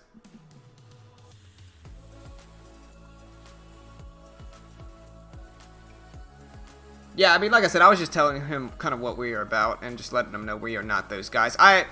I'm not mad at him at all because I understand the skepticism, and I'm not even saying he was talking about me. I'm just saying I understand the skepticism because, you know, trading world is filled with charlatans that try to sell you unnecessary courses, so I get it. Uber looks good for next stop at 34.81s. Hey, stocks. We did it. We're up to 101 likes. Appreciate the love, team. I know someone had asked about where I could see Uber going up to, Jerry. The next resistance is that 81s. And then from there, I think you're probably going to try to create a resistance up there. Would look for a trend line to create somewhere up here. 85s, 86s. If it holds there, pulls back somewhere in the 70s, doesn't go below 70, I think it'll look good to continue on running. It did get a substantial amount of volume on that push up there to the 75s. But like always, man, just take a look at the chart, judge it for yourself. Understand that this does have a VWAP bounce play that bounced there at 34.50s. So if there is big time traders, they're probably closer towards that 34.50.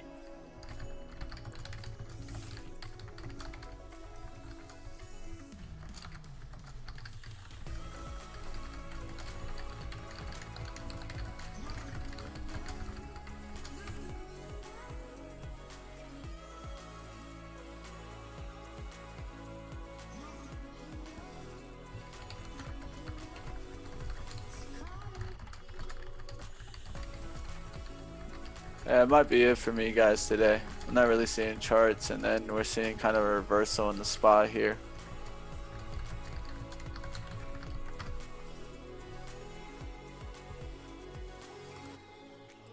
Yeah, SPY's up. It's testing that high, and it's getting rejected there over and over again, so unless we start to actually like make some moves, you know, we've just been sideways for so long. I'm not really confident in trading any of these moves until we get some type of confirmation and some type of trend. If you look at the SPY, SPY is just sideways, man. All right, guys, if you guys want a parabolic penny stocks, I'd like to bring those up. I know a lot of traders are out there trying to trade these parabolic movers. There's one that actually moved significantly in the last couple of days. It's called LJPC.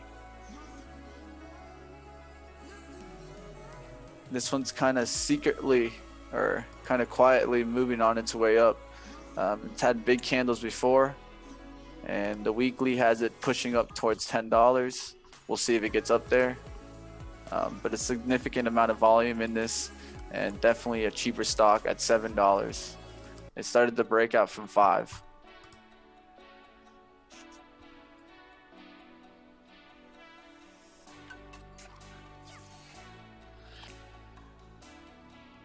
All right, TRXC still down there. We'll see what happens. Disney. Ooh, Disney broke out nasty. Look at that. Watch the market to break out here.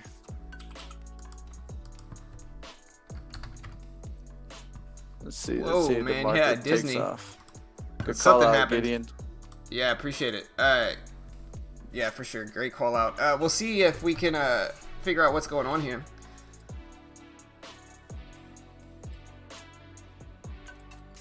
What's up with Netflix? I know Netflix had a push today.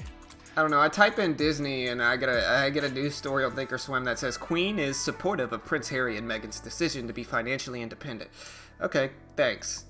I guess Disney princesses, let's show people what the royal family's doing. I don't know why they're showing me this. What does this have to do with Disney? We also have something that said Netflix is unlikely to raise prices in 2020. Ooh. So what's I like Netflix that. doing? It's bad. It's squeezing.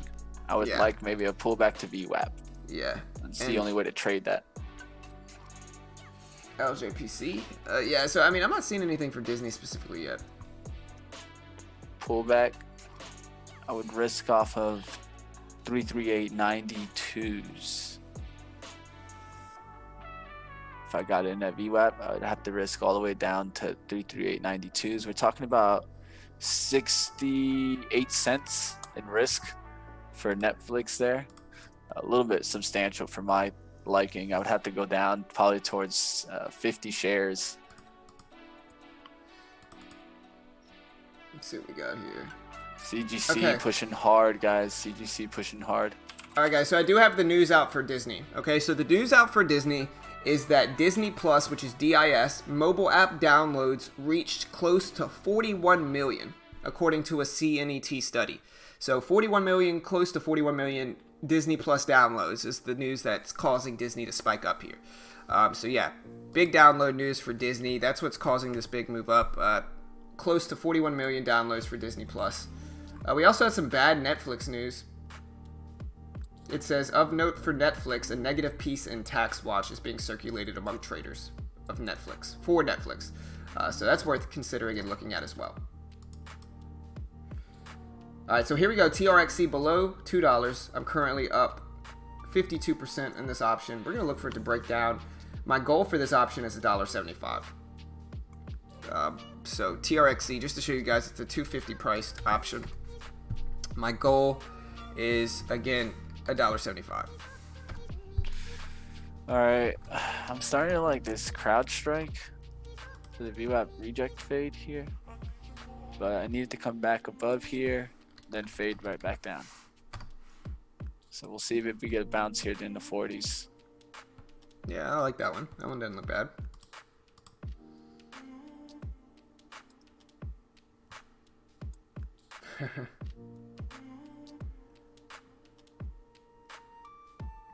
Yeah, good work, Kevin. Hey, green is good, bro. Green is good, man. You know what I mean? $7 is $7, bro. You know.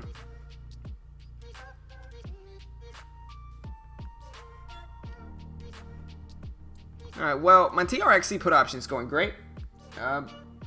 We're just gonna look for it to continue giving back some of these moves here, and hopefully my put option keeps rising in price.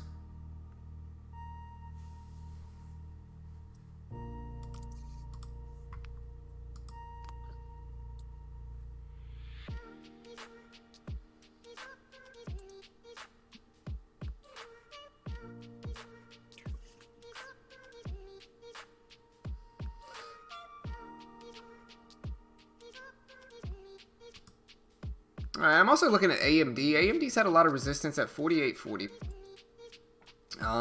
And so we're watching that. We'll see what happens with AMD there. I think the market being so sideways today is makes it very difficult to trade. some of these moves. I like how they've been picking directions. There's more drops and TRXC is still dropping, so it's really good for this put option here.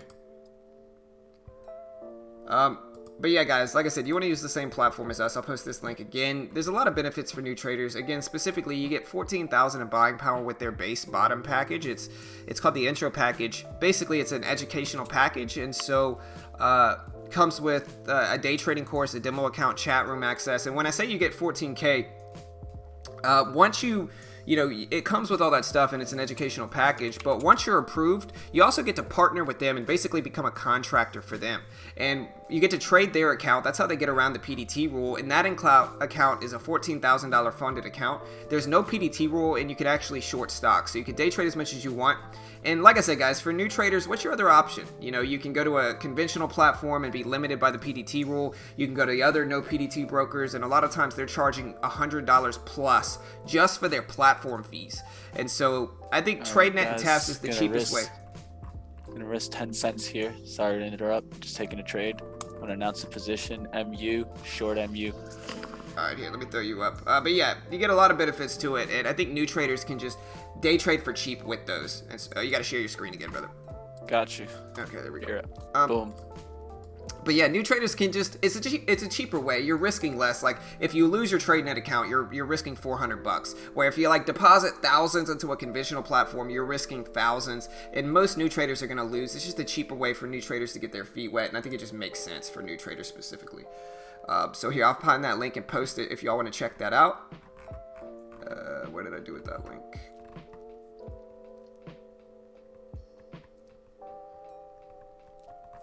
I guess I lost the link. Let me see.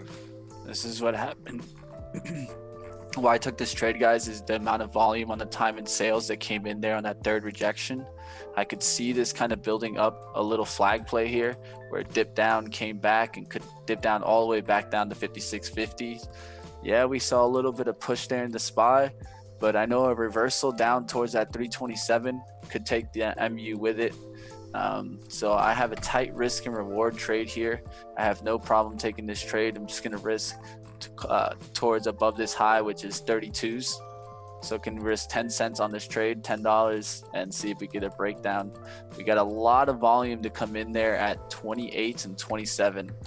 I think it was about 20,000 shares that kind of piled in really quickly there. So that's why I took that trade. Just going to hold it towards a tight risk. If this one works, it works. If not, I'm going to end the day here. This is the final trade for the day, and taking a shot here. So some people are asking, can we, they also have the trading challenge, which I'll find that. Again, the trading challenge is great because it really allows you to get started at trading, and I'll post that link here too. Also, guys, we have the World Series of Day Trading, which starts next month, and you can join my team. It's completely free to apply to and enter. And basically the way it worked last time is that I lead my very own team. I'll be streaming it live, and then once you're approved for the competition, again, it's completely free. They give you a $10,000 demo account to trade with for 6 trading days, and the traders that do the best win free trading packages on TradeNet. And so I think the top 3 people in my team alone win trading packages, and then the top 20 in the overall competition win packages. And so if you want to join the competition, again, it's completely free. I'll post this link here. You can join my team. I hope you'll consider it. There's the link. You can check that out. Join my team. So basically the way it works is it operates kind of like like a prop firm. And so there's a 70-30 split. So like they give you 14K to trade with, and then if you make 15K with the base package, they keep 300, you keep 700. So it's a 70-30 split. But they only take that off of your winnings, and there's a max loss of 700. So if you go under 13,300, they close you down. But again, you're paying like almost half of that for the package. And so the risk reward is good in my opinion. And so, yeah, that's how it works. Yeah, guys, we have Ken mentioning TradeNet takes too much in commissions. I wouldn't really say that. I mean, my Spice trade here is only a $3 round trip. Yeah, it's actually super cheap relative to a lot of these other platforms. You know what I mean? Like a lot of these other platforms are charging you like $15 a trade. You know, if you buy 300 shares of TradeNet, you're gonna pay like $4 or $5 for an entire round trip. And so especially with small size, the commissions are actually pretty favorable, honestly. They're really not that bad, and compared to a lot of other options, they're pretty cheap. One argument I get a lot, because again, for some people lose their accounts, they get emotional about trading in platforms because it's really hard to be like, hey, I made bad trades. It's not my broker or my platform's fault. But it's a very common thing because most people are a little immature about it. But one argument I get a lot is, oh, well, why would you go to TradeNet when Robinhood or when TD Ameritrade has free commissions? And like, that's an understandable argument. The real reason is so you can get around the PDT rule. You know, if you day trade in Robinhood or TD Ameritrade or E-Trade, you're restricted to 3 day trades a week. You can't trade over 3 times per week. Then on top of that, you're going to have the T2 rule. So you're going to have to follow the T2 rule. You're going to have to wait a long time. You're not going to be able to actively day trade that easily. And that's the benefit of the TradeNet packages, is that it allows you to day trade. Another thing is that if you go through them with a cash account like TD Ameritrade, E-Trade, Robinhood, you can't short.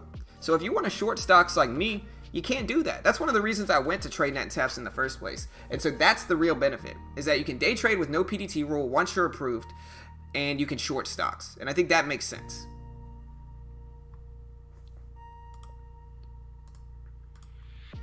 Of course, we're biased in their favor because we make a commission if you sign up. And so, yeah, I mean, of course we're biased. So, I mean, do your research, but I think it's just a cheap way to get started.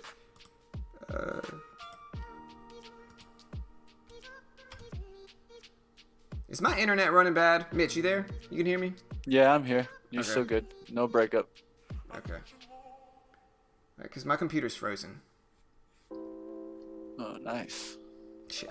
It's always lovely. Well, they could hear me, I think. Y'all can hear me, right? Let me know in the chat. Yeah, I'm gonna pull I'll it up. check the stream. Yeah, I'm gonna pull it up on my phone and see that. No, you're good on the stream, at least so far. I'll Yeah, let you know if anything moves. My internet's frozen. I might switch it from Ethernet to something else because, man, yeah. Let me check it on my phone.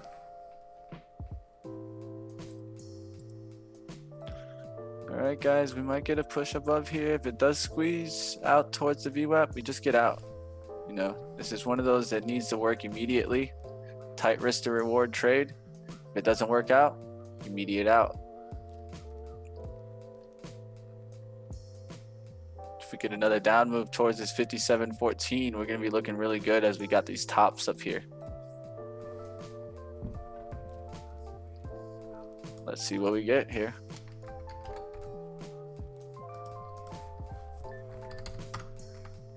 Yeah, my internet. I'm gonna get out of Google Chrome and I'm gonna go to Microsoft Edge since Google Chrome's being weird. Wouldn't you know it? The Shit. Chrome. No, now my Edge isn't working either. One thing I can do here, it's weird, my internet's just not working. I can switch to, I can unplug my Ethernet and just do wireless. I think that's going to be the right way to work. I'm going to have to go do that real quick. Give me a second, team. Here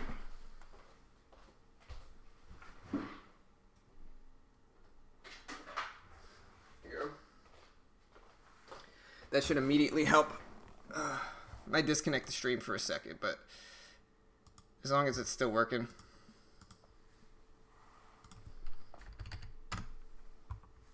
Yeah, there we go. Yeah, it immediately fixed it. Just weird, man. Just weird. Let me get there we go, I'm back. Alright, I got it. Sorry, team. Let me get the music back on. I've used UStockTrade a bunch, Reggie, and I think they serve their purpose. I think strictly if you're looking to go long on stocks and you don't need leverage, I think UStockTrade's a good option. Specifically with penny stocks, I think they're a solid option. But again, if you're trying to short or if you need leverage or if you're trying to trade, if you don't need to trade penny stocks, I think TradeNet's the better option. Of course, I'm biased though, but yeah, I think. But if you're looking to trade penny stocks going long solely, I think they're a good option.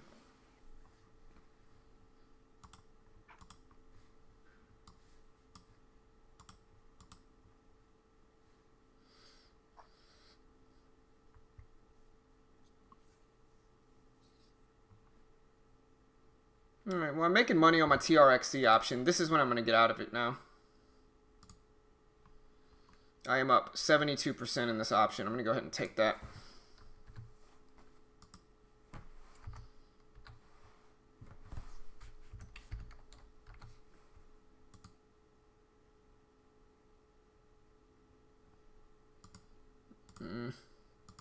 I guess I'll do 45. Try to get that.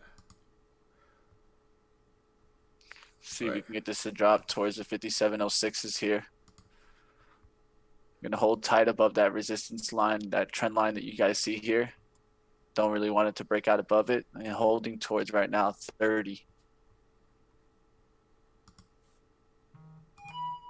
One of those tight risk and reward trades.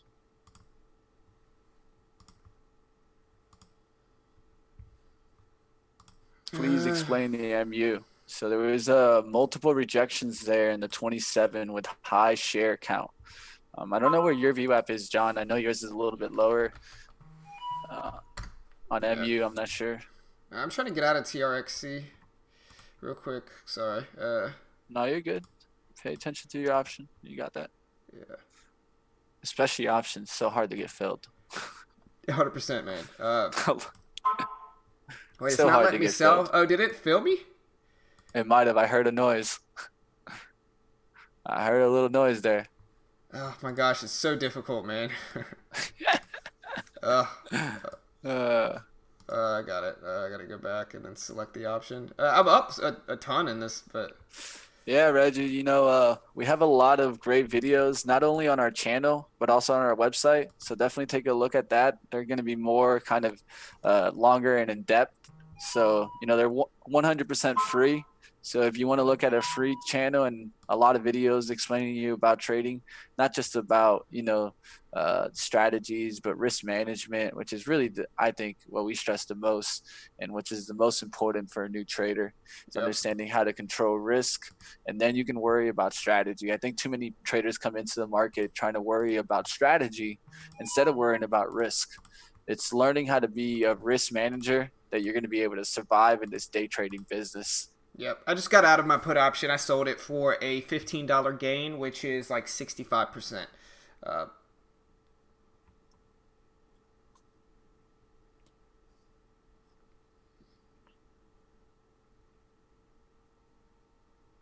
What's Street Insider? There you go. I got the line in the sand here. Now I don't want it to pass 29, really. We got that last rejection up there. That's more than the amount of consolidation we need up there. Just got to hold tight here. Yeah, I mean, and see, there's the argument. Advanced Trader says E-Trade charges $0 for stocks, and that's the most common argument I hear. But again, you can't think of it in what U.S. regulated brokers do. You have to think about it, can you day trade? And on E-Trade, you need over 25K to actively day trade. That's the benefit of TEFs. On TEFs, you can day trade for $400 basically. You get to be a contractor for them and trade their account. So I think that makes sense. It's an educational package. It allows you to become a contractor for them, day trade short stocks, comes with a course, demo account, chat room access, and I think that's just favorable for new traders, getting started.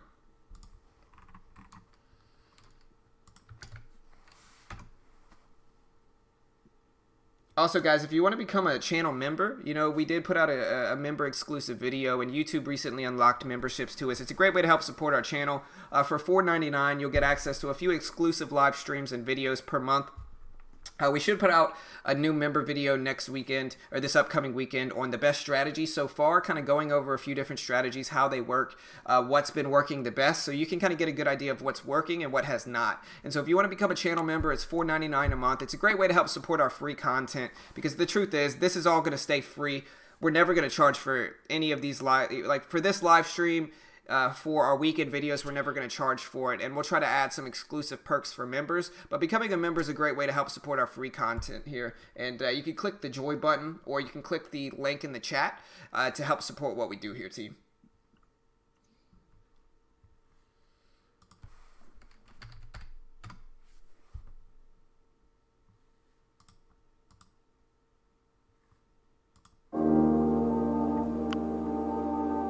Way too loud. Sorry, guys. That was probably super loud.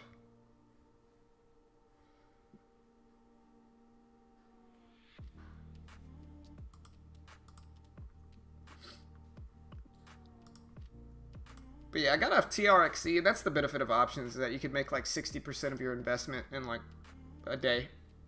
All right, guys, got to be careful here now that the 28s are on the ask. Really don't want to see 29s and 30s.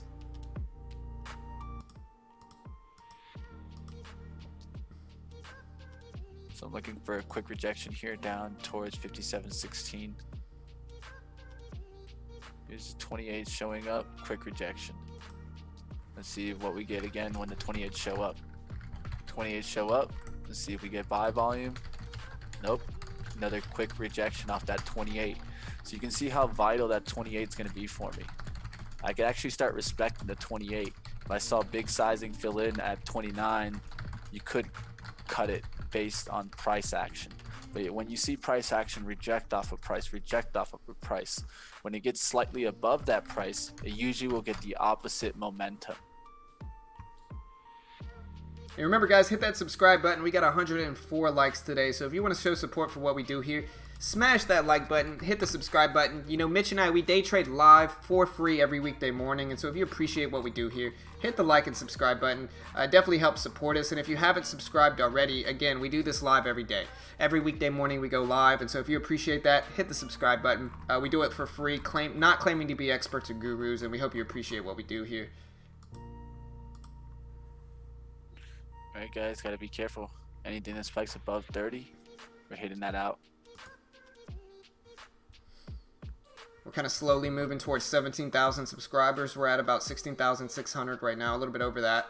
And so let's keep pushing. Let's break 17K.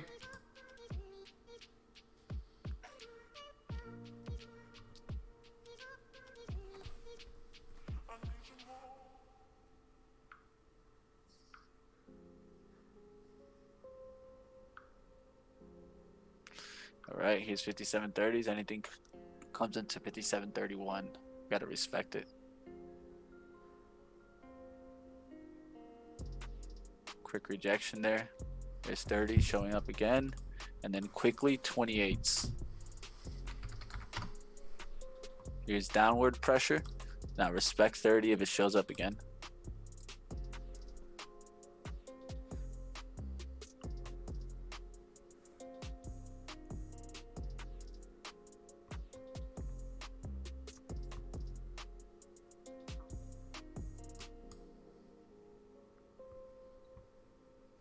Would like to see the SPY start reversing here. That'll show a good sign here.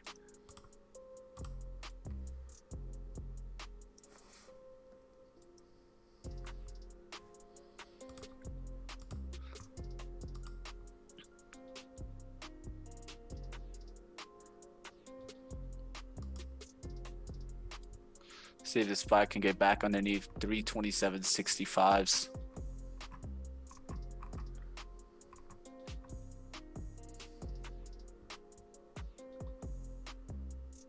Volume price trend indicator? What do you mean? You gotta explain what you mean, man. He says, I have one doubt. How to use volume price trend indicator? How much accuracy will come in volume price trend indicator? Are you talking about the VWAP, the volume weighted average price? I mean, that's the strategies that Mitch and I use every day, using the VWAP, if that's what you're talking about. But depends on the strategy. I appreciate it, Reggie. Mr. Kick, my best advice to you, Mr. Kick, and it might not be what you want to hear, man, but if you're looking to learn day trading, you need to understand that you'll probably lose for a solid year. A solid year, sometimes longer. It's not going to be a get-rich-quick scheme. It doesn't matter what course you take, where you go. It's probably going to take at least a year to condition your emotions and to control, you know, and build a system that's profitable for you and your personality. It's probably going to take a solid year. You'll probably lose money for that year. And so unless you're, you know, you do want to prepare for that. It's not a get-rich-quick scheme. A lot of people in the market are going to tell you, hey, you can get rich using my course, you know, buy my course, I drive a Lamborghini, yada, yada, yada. You need to ignore them and understand that this is just like anything else that's worth learning in life. It is extremely difficult, and it takes a long time to learn, but once you do, it'll be a skill you'll have for the rest of your life. But you want to have reasonable expectations for it. You don't want to go into this thinking you're going to pay your mortgage next month, because you're probably going to lose your mortgage next month with trading, man. And I'll try to be real with traders about it. There's cheaper ways to get started and risk less. One of the reasons I like TradeNet is because not only are they cheap, but they're not sleazy with their advertising. They're realistic, in my opinion, with it. But again, there's lots of other options too. And the best thing you want to understand is, again, it's not a get-rich-quick scheme. For most people, it takes years to be successful, and you want to go in expecting that and being prepared for that. You don't want to quit your job as a brand new trader. You want to, you know, it's going to take time, and that's the best advice I can give any new trader. And so, I hope you take my advice there and really understand, because again, you're going to have all these different gurus that are going to try to sell you courses, and they're going to be charging thousands for their courses. And, they're going to be driving Lamborghinis, flashing money at you, telling you, you'll be able to get rich. And it's not like that, man. 100%. Most information is widely available for free already online. And, you just want to understand that before you get started. All right, guys, that's going to be it for me, guys. That one just spiked up just a tiny bit past my limit. I'm not going to hold it, trying to let it come back to VWAP. I'm just going to go ahead and let it go. Let this trade go. That's going to be it for me for the day. Definitely doing better at the open. Keep trying to trade the later in the day trade. It hasn't been working out. Maybe we'll cut it after January. But one thing I definitely established was I'm going to trade the process that I established for the whole month, because it could always come back. Just because it's not working right now for the first half of the month doesn't mean that the next half of the month it could just be profitable. And if we stick to the right risk and reward, even if you do half the month down and half the month up with the right risk and reward, that half month up should put you more than in the green. Yeah, look at 100%. And that's kind of how it goes sometimes. I think Mitch and I are running into the problem where it's like Mitch performs better that first hour. I perform better after the first hour. And so us kind of hanging around, I don't talk Mitch into it, but Mitch sees me trading and stuff. And so he trades later on. And then I see him trading in the morning. And so I trade earlier. And we're opposites right now, Yeah, maybe in the future we'll take turns it down. But at the end of the day, guys, we try to show you guys that we continue in the process. Regardless if we're winning or losing, John and I either try to bounce back or continue working our profits. We're traders, and that's what we try to do. Sometimes we're going to win, sometimes we're going to lose. Today we're both green, so we'll take it. Yeah, I'll take it. All right, guys. Before I head out, guys, definitely check out TradeNet, guys. And if you haven't checked out the competition, guys, this is absolutely free. I've been even talking about it with like a coworker of mine that talks about stocks. I'm like, hey, man, why not just give it a shot? What's the worst thing that could happen? Have some fun with it. If you guys are definitely new to trading, this could be a good test of your abilities. One of the great things with the competition that comes is the emotions of trading.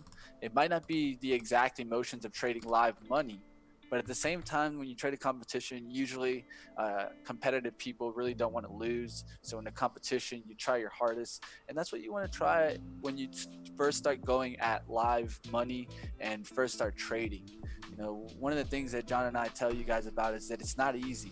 And the best way around that is to create the process and first understand risk management.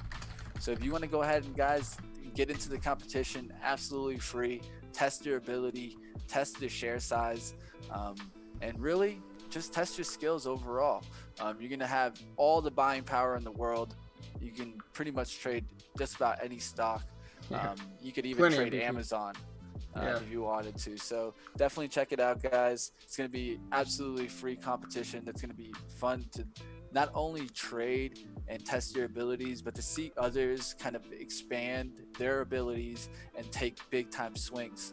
You guys will probably see me take swings in the 5,000 to 10,000 share kind of swings. That's what I did last tournament. I don't mind taking it again, and we'll go ahead and probably take it out right out the gates. Yeah, we'll be here's we're some of the only teams that actually stream ourselves trading in the competition. And the reason we could do that is, again, because we're not experts here. We're not gurus. We run a free resource and community here at Beginner Trading. And so we're going to be in this thing ourselves. We're going to be competing ourselves.